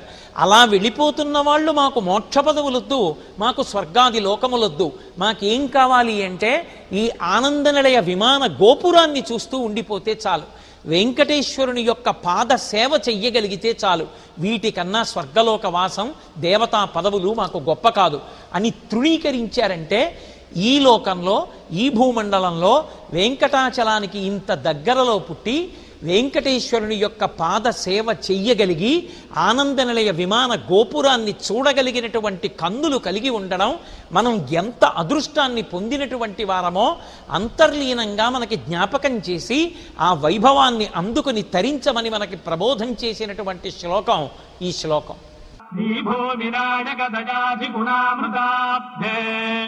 దేవాధిదేవ జగదేక శరణ్యమూర్తే శ్రీమన్ననంత గరుడాది విరక్తిదాంఘే శ్రీవేంకటాచలపతే తవ సుప్రభాతం. శ్రీదేవికి భూదేవికి భర్త అయినటువంటి వాడా, అపారమైనటువంటి దయా అనేటటువంటి గుణానికి సముద్రమైనటువంటి వాడా, సమస్త దేవతలకు కూడా అధినాథుడవైనటువంటి వాడా, శరణాగతి చేసి నీ పాదములను ఆశ్రయించినటువంటి వారి కోరికలను తీర్చడంలో కల్పవృక్షము వంటివాడా, ఓ వెంకటాచలపతి నీకు శుభోదయమగుగాక అని ఈ శ్లోకంలో స్వామికి సుప్రభాతాన్ని పాడుతున్నారు. ఆయన యొక్క గుణ వైభవాన్ని కీర్తిస్తూ ఆయన యొక్క అనుగ్రహ కటాక్ష శక్తిని వర్ణిస్తూ శ్రీదేవికి భూదేవికి భర్త అయినటువంటి వాడు. లోకంలో అందరూ తమ తమ జీవనం కోసమని లక్ష్మీదేవి యొక్క అనుగ్రహాన్ని అపేక్షించి, అలాగే భూదేవి యొక్క అనుగ్రహాన్ని అపేక్షించి పాడి పంటలతో సకల భోగాలతో తులతూగాలని కోరుకుంటుంటే ఆ శ్రీదేవి భూదేవి ఎల్లవేళలా కూడా తమ భర్త యొక్క కడగంటి చూపు కోసమని శ్రీవేంకటేశ్వరుని వంక చూస్తూ ఉంటారు. అటువంటి శ్రీదేవి భూదేవులకు భర్త అయినటువంటి వాడా, వారిద్దరి యొక్క అనుగ్రహాన్ని మా పట్ల అనుగ్రహించగలిగినటువంటి వాడా, దయా అనేటటువంటి గుణానికి సముద్రము వంటి వాడా, లోకంలో ఎవరి దయ అయినా తెలుసుకోవచ్చేమో కానీ స్వామివారి యొక్క దయని తెలుసుకోవడం అనేటటువంటిది సాధ్యం కాదు. ఎందుచేత అంటే సముద్రము యొక్క లోతు తెలుసుకోవడం ఎంత కష్టమో స్వామి యొక్క దయాగుణపు లోతులు తెలుసుకోవడం అంత కష్టం.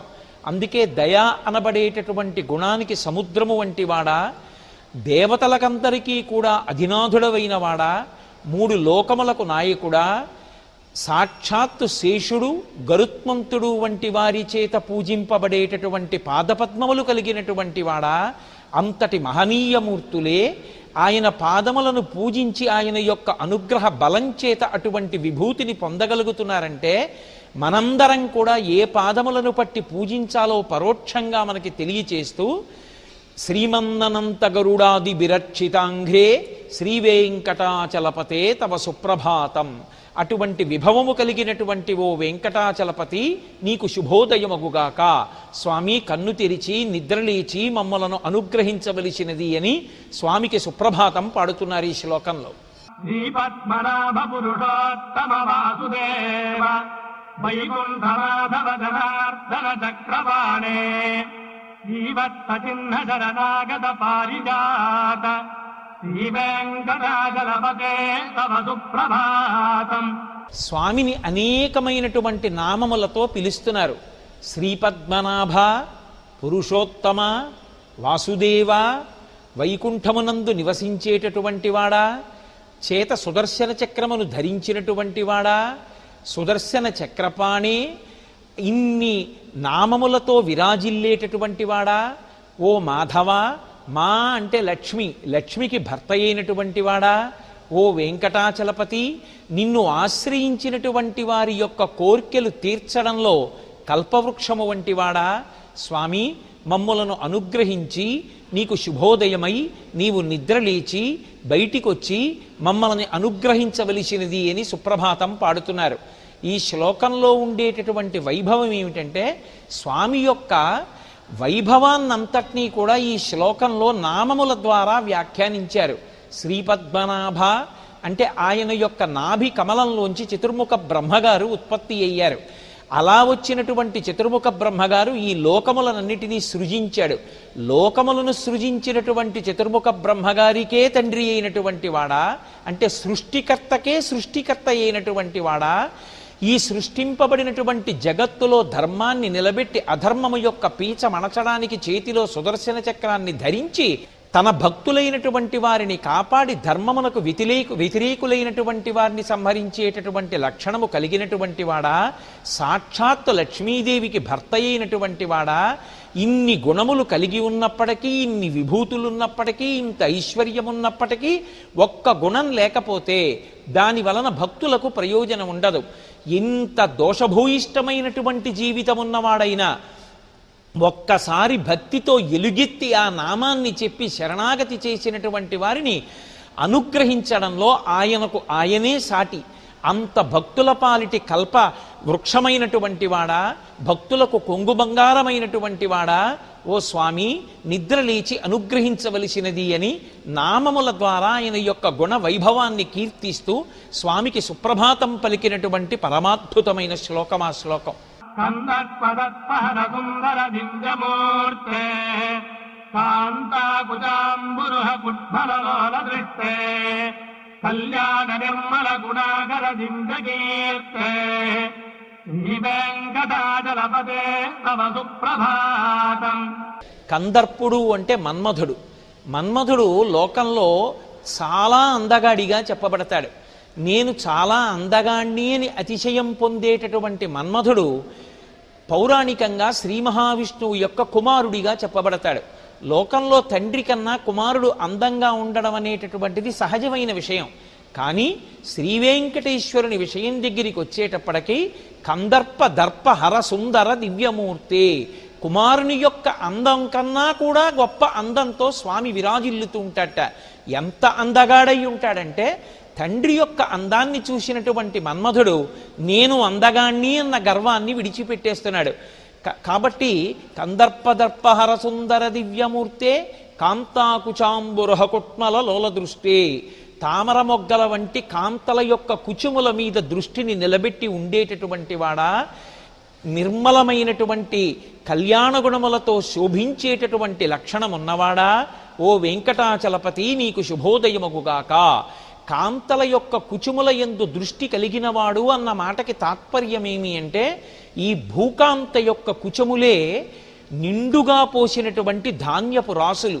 అంటే ఈ లోకంలో ధాన్యపు రాసులు మిక్కుటంగా ఉండాలని అందరి యొక్క కోరికలు తీరాలని, ఎవరూ ఆకలి బాధతో అలమటించకూడదని, ధాన్యపు రాసులు నిండుగా ఉండాలనేటటువంటి కళ్యాణప్రదమైనటువంటి దృష్టితో భూకాంత వంక చూసేటటువంటి లక్షణం ఉన్నవాడా, నిర్మలమైన యశస్సు కీర్తి కలిగినవాడా, లోకోపకారమునకు ముందుండేవాడా, ఓ వెంకటాచలపతి నీకు శుభోదయమగుగాక, నీవు నిద్రలేచి మాకు మంగళములను అనుగ్రహించవలసినది అని ఆ శ్లోకంలోనే స్వామివారి యొక్క వైభవాన్ని కీర్తిస్తూ సుప్రభాతం పలికినటువంటి మహాద్భుతమైనటువంటి తాత్పర్యమున్న శ్లోకం ఆ శ్లోకము.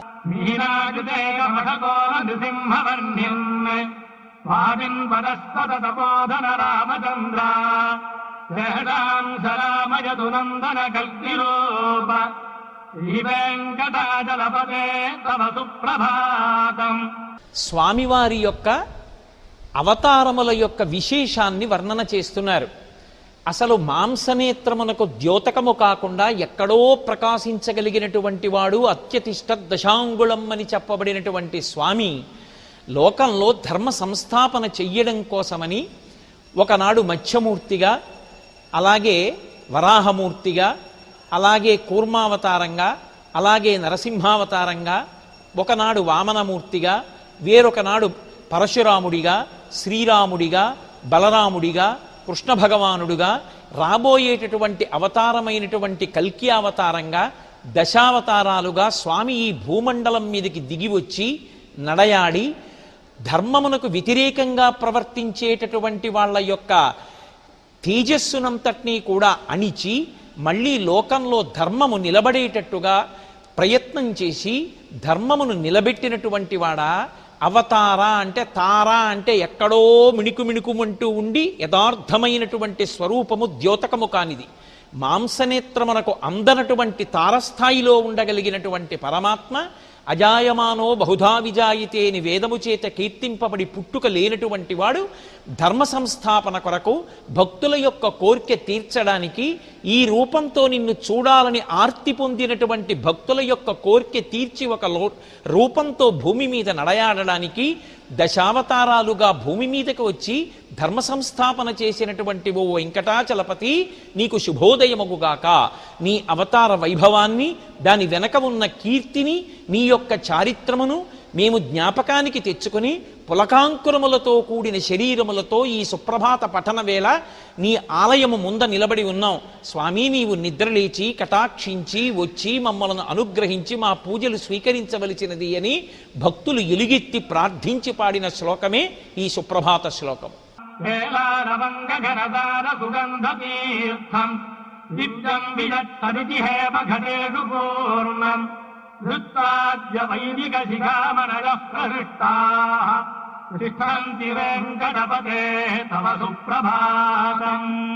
చాలా ప్రహృష్టమైనటువంటి మనస్సులతో బ్రహ్మముహూర్తానికి ముందే స్నానమును చేసి నిత్యకర్మలను ఈడేర్చి బంగారు పాత్రలను చేత పట్టుకొని ఎక్కడో దూరంగా ఉండేటటువంటి అరణ్య ప్రాంతంలోకి వెళ్ళి ఆకాశగంగా జలములను సువర్ణ భాండముల నిండా నింపుకుని అందులో యాలుకలు, లవంగాలు, జాపత్రి మొదలైనటువంటి సుగంధ ద్రవ్యముల యొక్క చూర్ణమును మిళితము చేసి సువాసనాభరితమైనటువంటి జలములతో కూడినటువంటి స్వర్ణభాండములను చేత పట్టుకొని ఎప్పుడెప్పుడు నువ్వు నిద్ర లేచి అనుగ్రహిస్తావా, అప్పుడప్పుడు నీకు సంబంధించినటువంటి పూజాది కార్యక్రమములను నిర్వర్తిద్దామా అని వైదిక శిఖామణులైనటువంటి బ్రాహ్మణులు నీ దేవాలయం యొక్క గడప ముందు నిలబడి ఉన్నారు.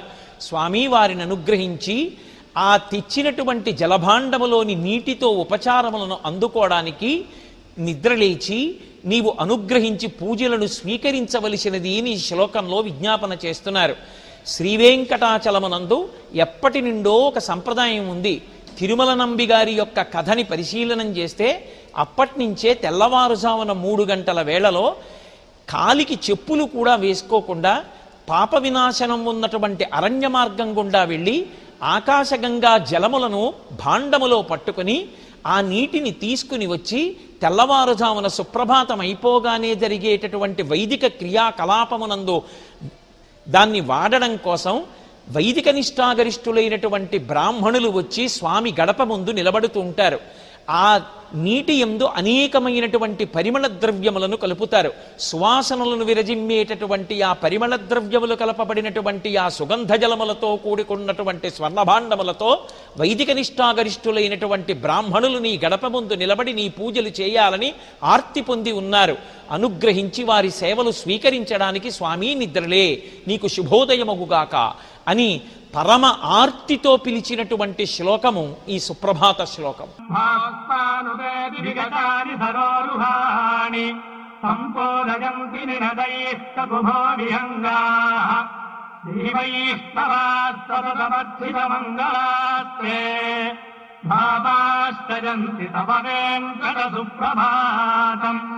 ఈ శ్లోకంలో స్వామికి సుప్రభాతం పలుకుతూ మళ్ళీ ప్రకృతి సంబంధమైనటువంటి కొన్ని సూచనలను విజ్ఞాపన చేస్తున్నారు.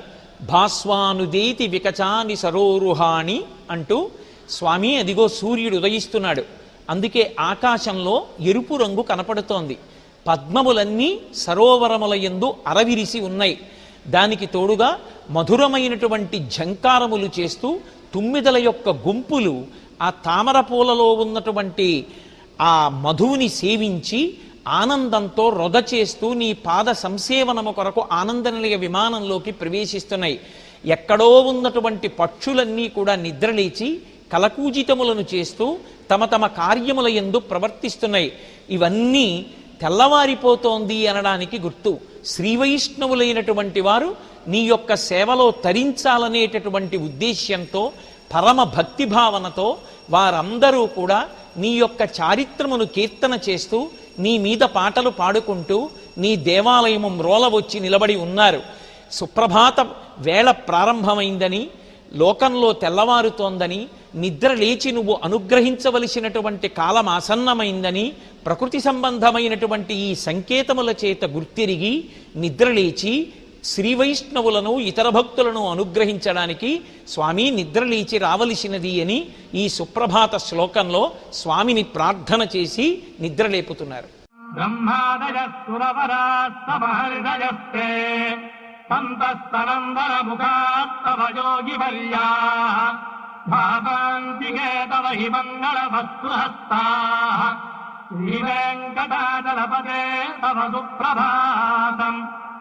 బ్రహ్మాది దేవతలు, సనక సనందనాది యోగీశ్వరీశ్వరులైనటువంటి మహర్షులు కూడా తమ చేతులలో పూజాద్రవ్యములైనటువంటి పద్మములు, ఫలములు ఉంచుకుని స్వామి నీ యొక్క దేవాలయం గడప ముందు నిలబడి ఉన్నారు. నిన్ను సేవించడానికి సామాన్యమైనటువంటి భక్తజనమే కాదు, సాక్షాత్ సనక సనందనాదుల వంటి మహాజ్ఞానులు, వారిని కన్న తండ్రి అయినటువంటి చతుర్ముఖ బ్రహ్మగారు, వీరందరూ కూడా వచ్చి చేతిలో పూజాద్రవ్యములతో నిలబడి నిన్ను సేవించాలని ఆర్తితో ఉన్నారు. ఓ వెంకటాచలపతి, నీకు శుభోదయమగుగాక, నీవు నిద్రలేచి వారిని అనుగ్రహించి వారి యొక్క పూజలు స్వీకరించవలసినది అని విజ్ఞాపన చేస్తున్నారు. ఈ శ్లోకంలో ఉండేటటువంటి వైభవం ఏమిటంటే, సనక సనందనాది మహర్షులు వారు నిత్యము కూడా పసిప్రాయమునందే ఉంటారు. వారు జ్ఞానులు, తమలో తాము రమిస్తూ భగవద్దర్శనాన్ని పొందుతూ ఉండేటటువంటి అటువంటి యోగులు కూడా దేవాలయ ప్రాంగణంలోకి ప్రవేశించి ఆనందనిలయ విమానంలో పద్మపీఠం మీద విరాజమానుడైనటువంటి శ్రీవేంకటేశ్వరుని యొక్క దర్శనాన్ని పొందాలని, ఆ చేతులలో ఉన్నటువంటి జలములతో ఆయన పాద ప్రక్షాళనము చెయ్యాలని, పట్టుకొచ్చిన పువ్వులతో ఆయన పాదములను పూజించాలని, తీసుకొచ్చినటువంటి ఫలములను ఆయనకి నివేదన చెయ్యాలని ఎంతో ఆర్తితో వచ్చి నిలబడతారట. మహాజ్ఞానులైనటువంటి సనకసనందనాదులు సాక్షాత్ 4 ముఖములతో వేదాన్ని చెప్తూ సృష్టికర్త అయినటువంటి చతుర్ముఖ బ్రహ్మగారు కూడా వచ్చి నీ యొక్క సేవ చెయ్యాలని ఆర్తితో నిలబడి ఉంటే, వారి యొక్క మనోరథం ఈడేరాలి అంటే స్వామి నీవు నిద్ర లేచి బయటికి వచ్చి వారి పూజ స్వీకరించినప్పుడు కదా వారి ఆర్తి తీరేది.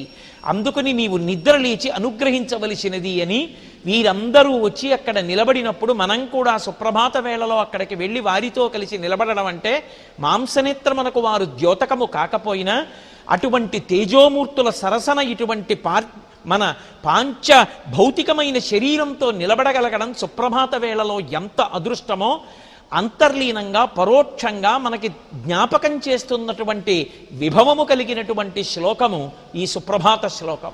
లక్ష్మీ నివాస నిరవధ్య గుణైక సింధో సంసార సాగర సముత్తరణైక సేతో వేదాంత వేద్య వైభవ భక్త భోజ్య శ్రీ వెంకటాచలపతే తవ సుప్రభాతం. వక్షస్థలమునందు శ్రీ మహాలక్ష్మి ఉండేటటువంటి లక్షణమున్నవాడా, నిరవధ్య గుణైక సింధో అనేకమైనటువంటి కళ్యాణ గుణములకు సముద్రము వంటివాడా, వేదాంత విద్య వేదములు వేదాంతములకు మాత్రమే తెలిసిన్నటువంటి వైభవమును కలిగినటువంటి వాడా, సంసారమనేటటువంటి సముద్రాన్ని దాటించడంలో భక్తుల పాలిట వంతెన వంటివాడా, ఓ కళ్యాణ గుణములకు చిరునామా అయినటువంటి వాడా, ఓ శ్రీవేంకటేశ్వర నీకు శుభోదయమగుగాక, నీవు నిద్రలేచి మమ్ములను అనుగ్రహించవలసినది అని ఈ శ్లోకంలో స్వామికి విజ్ఞాపన చేస్తున్నారు. లక్ష్మీ నివాస నిరవధ్య గుణైక సింధో సంసార సాగర సముత్తరణైకసేతో వేదాంత వేద్య నిజవైభవ భక్త భోగ్య. ఇన్ని గుణములు కలిగిన వాడైనప్పటికీ శ్రీవేంకటేశ్వరుని విషయంలో ఉండేటటువంటి అతిరమ్యమైన విషయం ఏది అంటే, ఏమీ తెలియనటువంటి వారైనా ఆయన యందు పరమ భక్తి కలిగినటువంటి భాగవతులు ఎవరుంటారో అటువంటి వారి చేత అనుభవింపబడేటటువంటి సులభసాధ్యుడైనటువంటి లక్షణము ప్రకాశించినటువంటి పరమాత్మ. అందుచేతనే నిజవైభవ భక్తభోగ్య అన్నారు. లక్ష్మీదేవికి అధినాథుడైన వేదాంతముల చేత మాత్రమే ఎరుగబడినటువంటి వైభవము కలిగినటువంటి వాడైనా, తనని నమ్మినటువంటి వారిని సంసారమును దాటించడంలో తెప్ప వంటి వాడైనా ఆయన అనుభవంలోకి వచ్చేది ఎవరికి అంటే పరమ భాగవతోత్తములై ఆయన యందు భక్తినిష్ట కలిగినటువంటి వారికి. అంతటి సులభసాధ్యుడా, ఎంతటి దూరంగా ఉన్నట్టు కనపడతావో అంత దగ్గరగా ఉండేటటువంటి లక్షణమున్నవాడా, ఓ వెంకటేశ్వర నీకు శుభోదయమగుగాక, నిద్ర లేచి అనుగ్రహించమని స్వామివారి యొక్క సౌలభ్య గుణాన్ని కీర్తించినటువంటి శ్లోకం ఈ శ్లోకం. ఇత్థం వృషాచలపతేరిహ సుప్రభాతం ఏ మానవాః ప్రతిదినం పఠితుం ప్రవృత్తాః తేషాం ప్రభాత సమయే స్మృతిరంగభాజాం ప్రజ్ఞాం పరార్థ సులభాం పరమాం ప్రసూతే. ఈ చిట్ట చివరి శ్లోకంలో ఈ సుప్రభాత పఠనం చేసేటటువంటి భక్తులకు లేదా ఈ సుప్రభాతాన్ని పఠించాలనేటటువంటి ప్రయత్నం చేసేటటువంటి భక్తులకు ఎటువంటి విభవము కలుగుతుంది అన్న విషయాన్ని తెలియచేస్తున్నారు. ఇద్దం వృషాచలపతేరిహ సుప్రభాతం ఏ మానవాః ప్రతిదినం పఠితుం ప్రవృత్తాః. ఏ మానవుడు పరమ భక్తితో ఈ సుప్రభాతాన్ని పఠించాలని ప్రయత్నం చేస్తున్నాడో లేదా ఈ సుప్రభాతాన్ని చదువుతున్నాడో, సుప్రభాతాన్ని చదువుతున్నాడు అంటే దాని యందు రెండు లక్షణములు ఇమిడి ఉంటాయి. ప్రభాత కాలంలో ఇంకా సూర్యోదయం కాకముందు నిలబడి ప్రకృతిని పురుషుణ్ణి మనసులో అనుసంధానం చేసుకుంటూ స్వామివారు నిద్ర లేవాలనేటటువంటి భక్తి పారవస్యంతో ఏ భక్తుడు దీన్ని చదువుతున్నాడో లేదా చదవడానికి ప్రయత్నిస్తున్నాడో అటువంటి వానికి పారమార్థికమైనటువంటి దృష్టి కలుగుతుంది. అంటే భగవంతుడిచ్చినటువంటి ఈ శరీరాన్ని సక్రమంగా వినియోగించుకొని ధార్మికమైనటువంటి జీవనాన్ని గడిపి భగవంతుణ్ణి చేరుకోవడానికి దీన్ని పనిముట్టుగా వాడుకోవాలనేటటువంటి స్పృహ లోపల బాగా బలీయముగా కలుగుతుంది. అటువంటి దృష్టి కలుగుతుంది. ఇక్కడ స్వామిని సుప్రభాత పఠనం చేసి పరమభక్తితో నిద్రలేపడానికి ప్రయత్నం చేసినటువంటి కారణం చేత సమస్తమైనటువంటి శుభములను పొందుతాడు అని ఈ సుప్రభాత పఠనము వలన కలిగేటటువంటి ప్రయోజనాన్ని ఆవిష్కరిస్తూ ఈ శ్లోకాంతో సుప్రభాత పఠనాన్ని పూర్తి చేస్తున్నారు. ఇప్పటి వరకు భక్తులు పరమభక్తితో స్వామిని నిద్రలేవవలసినది అని సుప్రభాత పఠనం చేశారు. భక్తుల యొక్క సుప్రభాత పఠనానికి ప్రీతి పొందినటువంటి శ్రీవేంకటేశ్వరుడు నిద్రలేచి గబగబా బయటికొచ్చి భక్తులకు దర్శనమిచ్చాడు. పరమ సౌందర్యవంతమైనటువంటి భావనకు పరాకాష్ట స్తోత్రమనందు ఈ మొదటి శ్లోకం. కమలాకుజోజుగ కుంకుమతో నిజతారుణితాతుల నీలతతో కమలాజలోచనలోకపతే విదజీభవ వెంకటశీలపతే. ఓ వెంకటాచలపతి, మేము ఈ బ్రహ్మముహూర్తంలో వచ్చి నిలబడి సుప్రభాత పఠనం చేస్తే నువ్వు రాత్రివేళ మేము ఈ సుప్రభాత పఠనం చేసే పర్యంతము లక్ష్మీదేవిని బిగియార కౌగిలించుకొని నిద్రపోయావు. అమ్మవారు నీకు ప్రీతి కలగాలనేటటువంటి ఉద్దేశ్యంతో తన కుచుములకు కుంకుమ రేఖలను అద్దుకుని పడుకుంది. రాత్రి మా తల్లి అయినటువంటి లక్ష్మీదేవిని కౌగిలించుకుని పడుకున్నటువంటి కారణం చేత ఆమె కుచుములకు అలదబడినటువంటి కుంకుమ రేఖలు నీలమైనటువంటి వర్ణంలో ఉన్నటువంటి నీ వక్షస్థలం మీద స్పష్టంగా కనపడుతున్నాయి. అయ్యో, భక్తులింత ఆర్తితో పిలుస్తున్నారని వక్షస్థలం మీద లక్ష్మీదేవి యొక్క కుచుమలకు అలదబడిన కుంకుమ రేఖలు నా వక్షస్థలానికి అంటుకుని కనపడుతున్నాయి. నేను దీన్ని ఉత్తరీయంతో కప్పుకుందామని కూడా చూడకుండా భక్తుల యొక్క ఆర్తితో చేసిన సుప్రభాతాన్ని విని నీవు నిలబడలేక పడుకోలేక గబగబా లేచి బయటికి వచ్చి దర్శనమిచ్చావు. ఆ దర్శనమిచ్చినప్పుడు కమలముల యొక్క రేకులు ఎలా ఉంటాయో అటువంటి నీ కనురెప్పలను పైకెత్తి వచ్చి నిలబడితే నీ వక్షస్థలం మీద ఉన్న ఆ గుర్తులు మాకు కనపడుతున్నాయి. ఓ జయశీలుడవైన వెంకటేశ్వర, నీ సౌలభ్యాన్ని చూసి భక్తుల యొక్క ఆర్తికి నువ్వు ప్రతిస్పందించేటటువంటి విధానానికి మేమందరం పరవశలం అవుతున్నాం. స్వామి, నీవు జయశీలుడవగుదువుగాక అని వెంకటేశ్వరుడికి జయవాక్యం పలికినటువంటి శ్లోకం ఈ శ్లోకము. సతతుర్ముఖ షణ్ముఖ పంచముఖ ప్రముఖాఖిల దైవత మౌళిమణే శరణాగత వత్సల సారనిధే పరిపాల జపామృత శైలపతే. స్వామివారు నిద్ర లేచి బయటికి వచ్చినప్పుడు ఆయనని సేవించాలనేటటువంటి ఆతృతతో వచ్చి నిలబడినటువంటి దేవతాస్వరూపాల్ని వర్ణిస్తున్నారు. ఎంతమంది బయలుదేరి వచ్చారు అంటే 4 ముఖములు కలిగినటువంటి చతుర్ముఖ బ్రహ్మగారు, 6 ముఖములు కలిగినటువంటి సుబ్రహ్మణ్యుడు, దేవతా గణములలో ఉన్నటువంటి అనేక మంది దేవతలు, అనేక మంది భక్తులు బయలుదేరి వచ్చి స్వామి నీ ముంగిట నిలబడి ఉన్నారు. నీవెటువంటి వాడవు?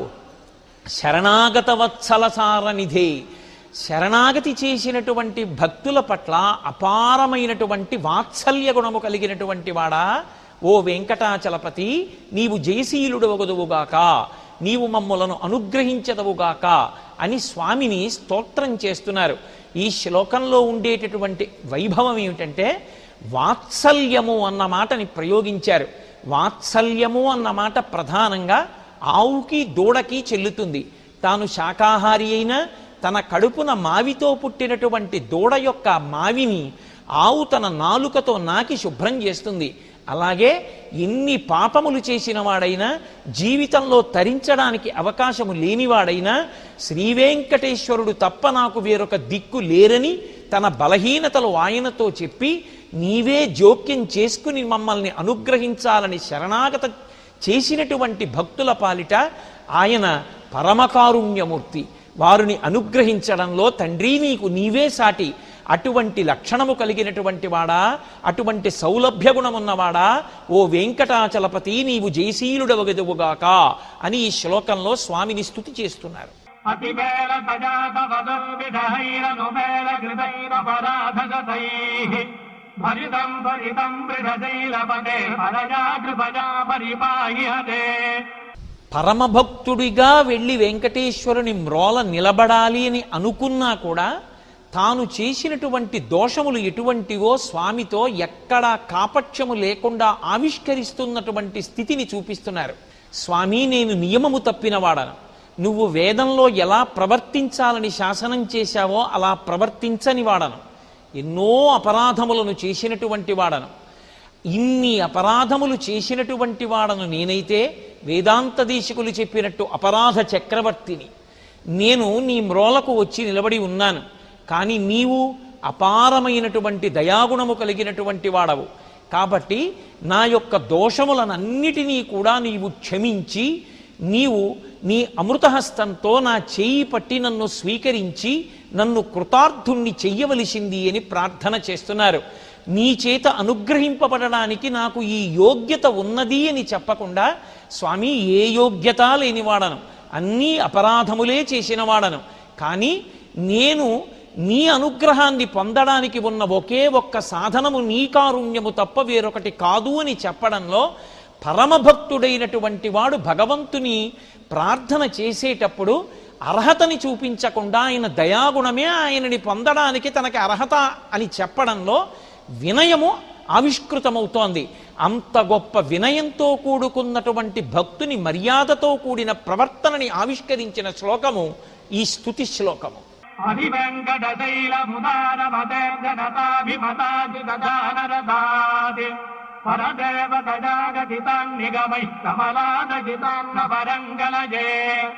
స్వామి, నీవు భక్తుల యొక్క మనోభీష్టములను తీర్చుటయందు ఆసక్తి కలిగినటువంటి వాడవు.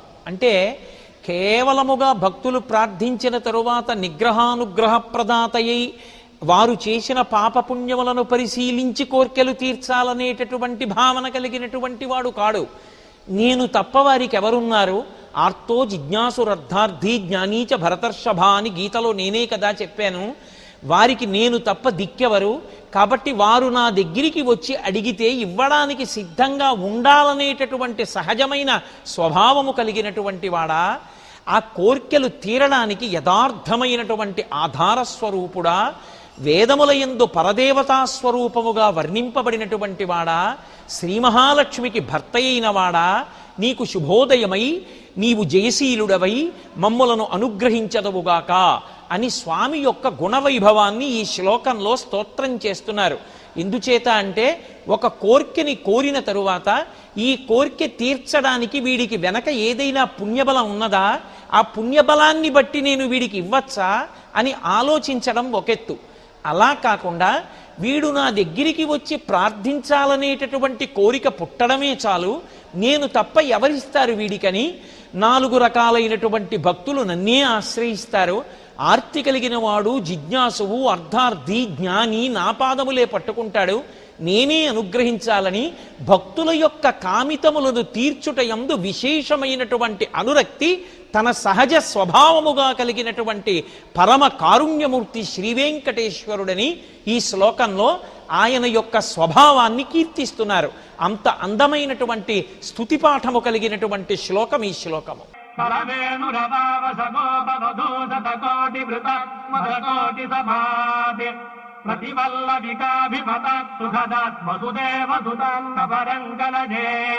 ఈ శ్రీ వెంకటేశ్వరుడే కృష్ణావతారంలో ఉన్నప్పుడు ఆయన వేణునాదం చేస్తే ఆ వేణునాదం చేత ఆకర్షింపబడినటువంటి సహస్రాధికమైనటువంటి గోపకాంతలు ఆయన చుట్టూ పరివేష్టించి ఉండగా రాసలీల చేసినప్పుడు గోపికకి మధ్యన స్వామి 1,000,000 కోటి మన్మధుల కాంతులను వెదజల్లుతూ వారితో క్రీడిస్తున్నప్పుడు ప్రతి గోపిక యొక్క కోర్కెని తీర్చినటువంటి వాడా, ఓ శ్రీవేంకటేశ్వర, అపారమైనటువంటి దయ కలిగినటువంటి వాడా, నీ యొక్క రాసలీలా వైభవాన్ని మేము జ్ఞాపకం చేసుకుంటున్నాం. స్వామి జయశీలుడవై మమ్ము అనుగ్రహించదవుగాక అని ఈ శ్లోకంలో పిలుస్తున్నారు. ఈ శ్లోకంలో ఆంతరముగా ఉన్నటువంటి వైభవం ఏమి అంటే, రాసలీల అనేటటువంటిది కేవలముగా కామముతో గోపికలు కృష్ణుని ఆశ్రయించినటువంటి కథావస్తువుతో కూడినది కాదు. రాసలీల బ్రహ్మమును అనుభవించుట అనేటటువంటి ప్రక్రియకి సంబంధించినది.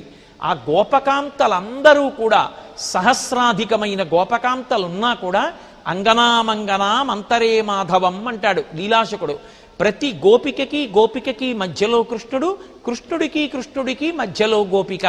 అంటే భగవంతుణ్ణి అనుభవించాలనేటటువంటి కోరిక ఉండి అపారమైనటువంటి భక్తితో కూడిన కర్మాచరణ చేసినటువంటి భాగవతోత్తముల యొక్క భక్తి పట్ల ప్రసన్నుడైనటువంటి పరమాత్మ వారికి ఇచ్చినటువంటి జ్ఞానము వలన వాళ్ళు రాసలీల అనుభవించినప్పుడు ఎవరికి వారే ఎంతమంది అయినా అక్కడికి అప్పుడే ఏ సమయంలోనైనా భగవంతుని యొక్క గుణ వైభవాన్ని ఆయన యొక్క అనుభవాన్ని పొంది తరించినటువంటి రాసలీలా ఘట్టాన్ని మనసులో ఒక్కసారి స్మరణకి తెచ్చుకొని ఇంతమందిని అనుగ్రహించగలిగినటువంటి వాడివి, బ్రహ్మానందం ఇవ్వగలిగినటువంటి వాడివి, మోక్షకారకుడవు అని శ్రీకృష్ణ పరమాత్మని కోటి మన్మధుల కాంతితో ఆయన నిలబడగలిగినటువంటి ఆ వైనాన్ని శ్రీమద్భాగవతంలోని 10వ స్కంధంలో పతాక స్థాయిలో ఉండేటటువంటి రాసలీలా ఘట్టాన్ని జ్ఞాపకం చేసుకుని వసుదేవతనయుడవైనటువంటి ఓ శ్రీకృష్ణ పరమాత్మ, నీవే శ్రీవేంకటేశ్వరుడు, మమ్ము కూడా అనుగ్రహించు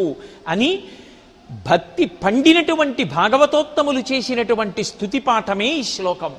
అభిరామ గుణాగర దాసరథే జగదేక ధనుర్ధర ధీరమతే రఘురాజక రామ రమేశ విభో మదదో భవదేవ దయాజలధే. శ్రీ వెంకటేశ్వరుడికి రామచంద్ర ప్రభువుకి అభేదాన్ని పాటిస్తూ శ్రీరామచంద్రుడిగా స్తోత్రం చేస్తున్నారు. అభిరామ గుణాకర దాశరథే జగదేకధనుర్ధర ధీరమతే అని పిలుస్తున్నారు. ఓ రామచంద్ర ప్రభో, నువ్వు దాశరథివి. నువ్వు జగత్తులోకంతటికీ కూడా శ్రేష్టమైనటువంటి ధనస్సుని చేత ధరించి శత్రువులను మట్టుపెట్టినటువంటి వాడివి. మనోహరమైనటువంటి శరీరమును కలిగినటువంటి వాడివి. భక్తుల పాలిట కల్పవృక్షము వంటి వాడివి. అటువంటి రామచంద్ర ప్రభో, నీకు శ్రీ వెంకటేశ్వరునికి అభేదం. రామచంద్రమూర్తి స్వరూపుడవైన వెంకటేశ్వర, నీవు మమ్ము అనుగ్రహించదవుగాక అని స్తోత్రం చేస్తున్నారు. ఇందులో పిలవడంలో చమత్కారం ఏమంటే, రామచంద్రమూర్తిని ఏ పేర్లతో సంబోధిస్తే ఆయన ఎక్కువ సంతోషిస్తాడో అటువంటి పేర్లతో ఆయన్ని పిలిచారు. రామచంద్రమూర్తికి దాశరథి అన్న పేరంటే చాలా ఇష్టం. కోరి కోరి నరుడుగా ఈ లోకంలో జన్మించి కేవలం నరుడిగా జీవించి ఒక నరుడు ధర్మానుష్ఠానం చేత ఎంత గొప్ప స్థాయిని పొందగలడో లోకానికి నిరూపించినటువంటి అవతారం శ్రీరామ అవతారం. అందుకే దశరథ మహారాజు గారి యొక్క కుమారుడా దశరథే అని పిలిస్తే రాముడు పరవశించిపోతాడు. ఆయన చేతిలో ఉండేటటువంటి కోదండ వైభవం అలా ఉంటుంది. అందుకే మిగిలిన ఏ మూర్తికి లేని పేరు ఒక్క రామచంద్రమూర్తికే ఉంది. కోదండరాముడు అని పిలుస్తారు. ఆయన అన్ని వేళలా చేతిలో కోదండాన్ని పట్టుకుని ఉంటాడు. ఆ కోదండాన్ని పట్టుకుని ఉన్నాడా ఆయన యొక్క భక్తులకు శ్రీరామ రక్ష. ఆ భక్తులను చెనకడానికి ప్రయత్నించే వారి పాలిట ప్రళయాగ్ని ఎలా ఉంటుందో అలా ఆయన వారిని దహిస్తాడు. రెండు రక్షణములు ఏకకాలమునందు ప్రకాశించేటటువంటి స్వరూపమున్నవాడా రామచంద్ర ప్రభో, అపారమైనటువంటి దయకు ఆలవాలమైనటువంటి వాడా, నీ పాదములను పట్టినటువంటి వారిని రక్షించడంలో తిరుగులేని శక్తి కలిగినటువంటి వాడా. అటువంటి రాముడు వెంకటేశ్వరుడు అభేదం కనుక ఆ రాముని యొక్క లక్షణములన్నీ వెంకటేశ్వర నీ యందు ప్రకాశిస్తున్నాయి. అన్ని లక్షణములు కలిగినటువంటి వాడివి మమ్మల్ని ఉద్ధరించడానికే ఆ గుణములు కనుక తండ్రి, ఎక్కడో కింద పడిపోయి ఉన్న మమ్ములను పైకి లేపి ఉద్ధరించి కటాక్షించవలసినది అని రామచంద్రమూర్తిగా గుణగానం చేసినటువంటి స్తుతిపాఠము కలిగినటువంటి శ్లోకం ఈ శ్లోకము. అవనీత నయాగమనీత కదంబ జనీధర సారుముఖాంబురుహం నజనీధర రాజతమోమిహరం మహనీరమహం రఘురామమజే. రామచంద్రమూర్తిగానే శ్రీ వెంకటేశ్వరుణ్ణి స్తోత్రం చేస్తున్నారు. అవనీతనయ అంటే భూమికి పుట్టినటువంటి తల్లి సీతమ్మ. ఆ సీతమ్మ యొక్క కోర్కెలు తీర్చేటటువంటి చేతులు కలిగినటువంటి వాడా. చంద్రమండలం ఎలా ఉంటుందో అటువంటి ప్రసన్నమైనటువంటి ముఖమండలములు కలిగినటువంటి వాడా. రాత్రి తిరిగేటటువంటి లక్షణము కలిగినటువంటి రాక్షస జాతికి నాయకుడైనటువంటి రావణాసురుడనేటటువంటి పెద్ద చీకటిని పోగొట్టడంలో భాస్కరుని వంటి వాడా. దీర్ఘమైనటువంటి బాహువులు కలిగినటువంటి వాడా. లోకరక్షకుడైనటువంటి శ్రీరామచంద్ర ప్రభో, ఆ రామచంద్ర ప్రభువు శ్రీ వెంకటేశ్వరుడు రెండు కాదు కనుక ఆ గుణములతో ప్రకాశించేటటువంటి వెంకటేశ్వర, నీవు మమ్ములను అనుగ్రహించి జయశీలుడవగుదువుగాక అని ఈ శ్లోకంలో స్వామిని స్తోత్రం చేస్తున్నారు. సీతమ్మ తల్లి యొక్క కోర్కె తీర్చగలిగినటువంటి బాహువు రామబాహు ఒక్కటే లోకంలో.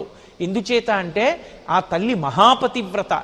ఎంత కష్టంలో ఉన్నప్పటికీ స్వామి హనుమ వెళ్ళి, అమ్మా నిన్ను తీసుకెళ్లి రామచంద్రమూర్తి యొక్క పాదముల యందు సమర్పించి కృతకృత్యుడనవుతానమ్మా అంటే, రాముడే వచ్చి నన్ను తీసుకెళ్ళాలి తప్ప నీవు నాకు పుత్ర సమానుడవైనప్పటికీ కూడా నీ భుజముల మీద కూర్చోనని చెప్పినటువంటి తల్లి సీతమ్మ తల్లి. అటువంటి సీతమ్మ తల్లికి ఒక కోరిక ఏదైనా ఉంటే ఆమె ఆ కోరిక చెప్పేది రాముడికే. ఆ కోరిక తీర్చగలిగినటువంటి బాహువులు రామబాహువులు ఒక్కటే. సీతమ్మ కోరిక తీర్చగలిగినటువంటి బాహువులున్న రామచంద్ర ప్రభో, రాముని యొక్క ముఖము చంద్రమండలం ఎలా ఉంటుందో అలా ఉంటుంది. ఎంతసేపు చూసినా తనివి తీరనిది, సుధాధారలతో పరిఢవిల్లేటటువంటిది, మన ప్రయత్నం లేకుండా మన మనసు లయమయ్యేటటువంటిది, ఆబాలగోపాలము చూసి ఆనందించేటటువంటిది చంద్రబింబం ఒక్కటే. రామచంద్రమూర్తి యొక్క ముఖమండలం వంక ఎంతసేపు చూసి ధ్యానం చేసినా దర్శనం చేసిన భక్తుల యొక్క తనివి తీరదు. అందుకే చంద్రమండలము వంటి ముఖబింబం ఉన్నవాడా, రాత్రి తిరిగేటటువంటి లక్షణం ఉన్నవాళ్ళు రాక్షసులు. ఆ రాక్షసులు చీకటి స్వభావము కలిగినటువంటి వారైతే, తమోగుణము కలిగినటువంటి వారైతే, అటువంటి వారికి నాయకుడైనటువంటి రావణాసురుడు పెద్ద చీకట్ల గుంపు వంటి వాడు. అంత పెద్ద చీకటిని పోగొట్టడానికి సూర్యభగవానుని యొక్క ఒక్క లేత కిరణం చాలు.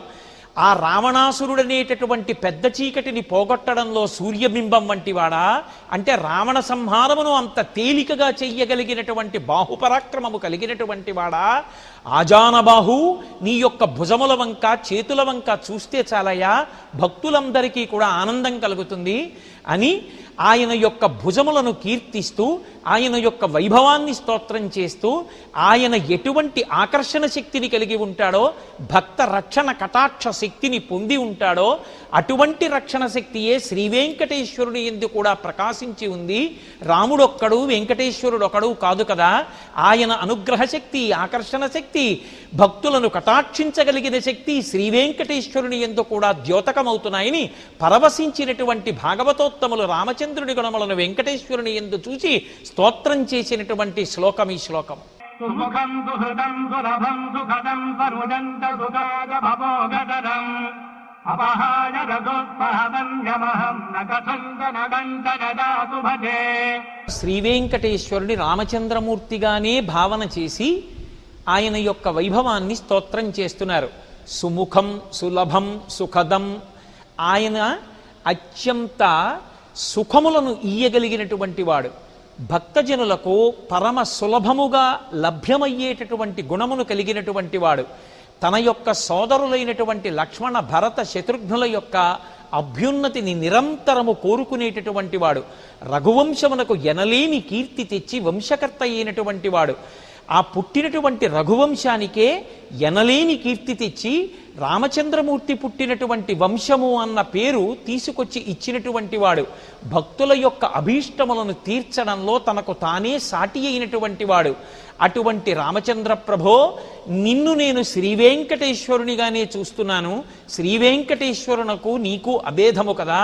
కాబట్టి ఆ గుణములు కలిగినటువంటి రామ, జగత్తును రక్షించడంలో అపారమైన సమర్థుడవు కనుక మమ్ములను అనుగ్రహించి కటాక్షించవలసినది అని శ్రీరామచంద్ర ప్రభువు యొక్క గుణములను వెంకటేశ్వరుని యందు దర్శనము చేసి కీర్తించినటువంటి శ్లోకం ఈ శ్లోకము. ఈ శ్లోకంలో రామాయణంలో రామచంద్రమూర్తి యొక్క వైభవాన్ని ప్రకటింపచేస్తున్నారు. ఆయన పరమభక్త సులభుడు. రామాయణంలో రామచంద్రమూర్తి ఎవరో అంతఃపురంలో ఉండేటటువంటి రాజవంశీకులకు మాత్రమే లభ్యమైనటువంటి వాడు కాడు. ఏమీ తెలియనటువంటి గుహుని దగ్గర నుండి రాక్షస వంశంలో జన్మించినటువంటి విభీషణునికి, చిట్ట చివరికి వానరులుగా జన్మించినటువంటి వానర సేనకి అందరికీ కూడా చాలా దగ్గరగా ప్రవర్తించినవాడు. ఎప్పుడూ ఎవరిని ఏ కారణానికి దూరం పెట్టనటువంటి వాడు. అందరిలో తాను మమేకమైనటువంటి వాడు. పూర్వభాషీచ రాఘవ, ఒకరు రాముణ్ణి పలకరించడం కాదు, రాముడే ముందు ఇతరుల్ని పలకరిస్తాడు. అంతగా అందరితో మమేకమైనటువంటి లక్షణం ఉన్నవాడు. తన తోడపుట్టినటువంటి లక్ష్మణ భరత శత్రుఘ్నులు సుఖాన్ని పొందని నాడు ఆ సుఖములు నాకు అక్కర్లేదని చెప్పుకున్నటువంటి వాడు. సోదరుల పట్ల అంతటి ప్రేమ కలిగినటువంటి వాడు. తనని ఆశ్రయించినటువంటి భక్తుల కోర్కె తీర్చడంలో ఆయనకు ఆయనే సాటి.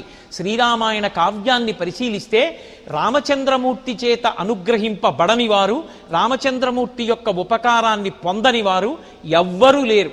ఆనాటికి ఈనాటికి ఏనాటికి కొంగు బంగారమైన వాడు. ఆయన నామమే చాలు లోకములను ఉద్ధరించడానికి. అంతటి పవిత్రమూర్తి, రఘువంశానికే ఎనలేని కీర్తి తెచ్చినటువంటి వాడు. తండ్రి అయిన దశరథుడు పరవశించిపోయేటట్టుగా ప్రవర్తించినటువంటి సుగుణాభిరాముడు. ఆ రాముని నీయందు చూస్తున్నాం. స్వామి, మేము త్రేతాయుగంలో ఉన్నామో లేమో, ఆనాడు మా మాంసనేత్రాలతో రామచంద్రమూర్తిని చూడలేదు. కానీ ఓ వెంకటాచలపతి, ఈనాడు నీయందే రామచంద్ర ప్రభువుని దర్శనం చేసి ఆపాదమస్తకం, ఆ ఆజానబాహువుల్లో, ఆ వక్షస్థలంలో, ఆ ముఖ దీప్తిలో, ఆ పాదపద్మాలలో రామచంద్రమూర్తిని చూసి మేం పరవశించిపోతున్నామని ఆనంద తన్మయత్వంతో భక్తులు వెంకటేశ్వరుణ్ణి రామచంద్రమూర్తిగా స్తోత్రం చేసిన శ్లోకం ఈ శ్లోకం. పితా వెంకటేశం ననాథో ననాథస్తదా వెంకటేశ వెంకటేశం స్మరామి స్మరామి. హరే వెంకటేశ ప్రసీద ప్రసీద ప్రియం వెంకటేశ ప్రయచ్ఛ ప్రయచ్ఛ. ఈ శ్లోకంలో భక్తులు తమ యొక్క ధృతిని ఆవిష్కరిస్తున్నారు. ధృతి అంటే తిరుగులేని పట్టుదల. వినా వెంకటేశం ననాథో ననాథ సదా వెంకటేశం స్మరామి స్మరామి అంటున్నారు. నాకు వెంకటేశ్వరుడి కన్నా వేరొక దైవము లేనే లేడు. వినా వెంకటేశం ననాథో ననాథ, నాకు వేరొక నాథుడు లేడు. సదా ఎల్లప్పుడూ నేను ఆ శ్రీ వెంకటేశ్వరుని నామమును స్మరిస్తూ ఉంటాను. నాకు దిక్కైన వాడా, నాకు నాథుడవైనటువంటి వాడా, నన్ను రక్షించవలసిన వాడా, నా యొక్క యోగక్షేమములను చూడడం కర్తవ్యముగా కలిగినటువంటి వాడా, శ్రీ వెంకటేశ్వర నా తప్పులను మన్నించి నన్ను అనుగ్రహించి నన్ను అభ్యున్నతి పథంలో నడిపించి నా కామితములను ఈడేర్చి నాకు ధార్మికమైన జీవనమును ఒసగి నన్ను కాపాడవలసింది అని పరమధృతితో పట్టుదలతో ఆ స్వామి పట్ల తనకున్న అచంచలమైనటువంటి భక్తి ప్రకటనం చేసినటువంటి స్తుతిపాఠము కలిగిన శ్లోకము ఈ శ్లోకము. అహం దూరదత్తే పదాంభోజయుగ్మ ప్రణామేచ్ఛయాగత్య సేవాం కరోమి. సకృత్సేవయా నిత్య సేవా ఫలం త్వం ప్రయచ్ఛ ప్రయచ్ఛ ప్రభో వెంకటేశ. స్వామి, నీవు 7 కొండల మీద వెలిసి ఉన్నావు, ఆనంద నిలయంలో విరాజమానుడవై ఉన్నావు. అటువంటి నిన్ను దర్శించి నీకు సేవ చెయ్యాలనేటటువంటి సాత్వికమైనటువంటి బుద్ధితో ఎక్కడో దూరంగా ఉండేటటువంటి నేను ఇంత ప్రయాణం చేసి వచ్చి నీ దివ్యమంగళమూర్తిని దర్శించి సేవించి ఆనందిస్తున్నాను.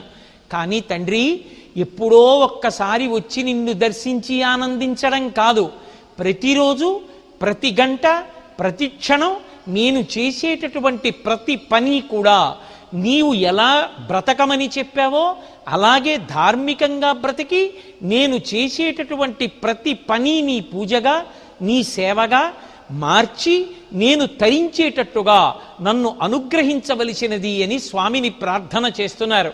అంటే ఎప్పుడో ఒక్కసారి వచ్చి స్వామిని దర్శించామన్న బుద్ధితో తిరిగి వెళ్ళి మళ్ళీ సాంసారికమైనటువంటి బంధనమునందు చిక్కుబడి అధార్మికమైనటువంటి జీవనాన్ని గడపడం కాదు. ఒక్కసారి స్వామిని దర్శించి ఇంటికి వెడితే వెంకటాచలానికి వచ్చినప్పుడు ఎంత పవిత్రమైన బుద్ధితో భక్తితో స్వామిని ఆరాధించి సేవించి ఆయన యొక్క అనుగ్రహమునకు పాత్రుడు కావాలని ప్రయత్నిస్తున్నాడో అలా ఇంటికి వెళ్ళినప్పటికీ కూడా తన జీవితంలో ప్రతి క్షణాన్ని భగవంతుడు చెప్పినట్టుగా బ్రతికి ఆయన యొక్క కృపకి పాత్రుడయ్యేటట్టుగా బ్రతకగలిగినటువంటి బుద్ధిని భగవంతుని యొక్క నిర్హేతుక కృపా కటాక్ష వీక్షణముల చేత తనకు కలగాలని భక్తుడు ఆర్తితో ప్రార్థన చేసినటువంటి శ్లోకము పరమోత్కృష్టమైనటువంటి శ్లోకము ఈ శ్లోకము. అజ్ఞానినా మయా దోషాన్ వేదాన్ విహితాన్ హరే సమస్తత్వం సమస్తత్వం శైలశైల శిఖామణే. ఈ చిట్ట చివరి శ్లోకంలో స్వామివారిని తన తప్పులు క్షమించవలసినదిగా ప్రార్థన చేస్తున్నారు. ఎన్ని తప్పులు చేశాడు చెప్పడానికి లెక్కలేదు. అజ్ఞానినామయా దోషాన్ అశేషాన్ విహితాన్ హరి. ఈశ్వర, నేను చేసినటువంటి తప్పులు అశేషాన్, లెక్క పెట్టడం సాధ్యం కాదు. అన్ని తప్పులు చేశాను. అన్ని తప్పులు చేసిన వాడను అని నీ ముందుకొచ్చి 2 చేతులు కైమోడ్చి చెప్పుకుంటున్నాను. నీవు నీ అనుగ్రహం అనేటటువంటి నిరుసు ఒక్కటి వెళ్ళి దూది పర్వతముల వంటి నా అపరాధముల యందు పడితే చాలదా వాటిని కాల్చడానికి? ఎంత పెద్ద పత్తి పర్వతమైనా ఎంత పెద్ద దూది పర్వతమైనా అందులో ఒక చిన్న నిప్పు కణం కాని పడిందా అంత పెద్ద దూది పర్వతం కాలిపోతుంది. ఒక్కసారి స్వామి అపాంగత్తే లబ్ధ్వా అంటారు. తన కడగంటి చూపుతో ఒక్కసారి భక్తుని వంక ప్రసన్నుడై చూశాడా ఈ అపరాధములన్నీ కూడా కాలిపోతాయి. కాబట్టి ఈశ్వర, ఈనాడు నేను చేసిన తప్పులు తెలుసుకొని క్షమించమని నేను పరమభక్తితో మీ మ్రోల నిలబడి ప్రార్థన చేస్తున్నాను కనుక అశేషమైన నా అపరాధములను క్షమించి నన్ను నీవాడిగా స్వీకరించి నాకు యోగ్యతను కల్పించవలసినది అని భగవంతుని మ్రోల క్షమాపణ ప్రార్థన చేసినటువంటి శ్లోకము పరమోత్కృష్టమైన శ్లోకము ఈ శ్లోకంతో స్వామివారి యొక్క స్తుతి పాఠాన్ని పూర్తి చేస్తుంది.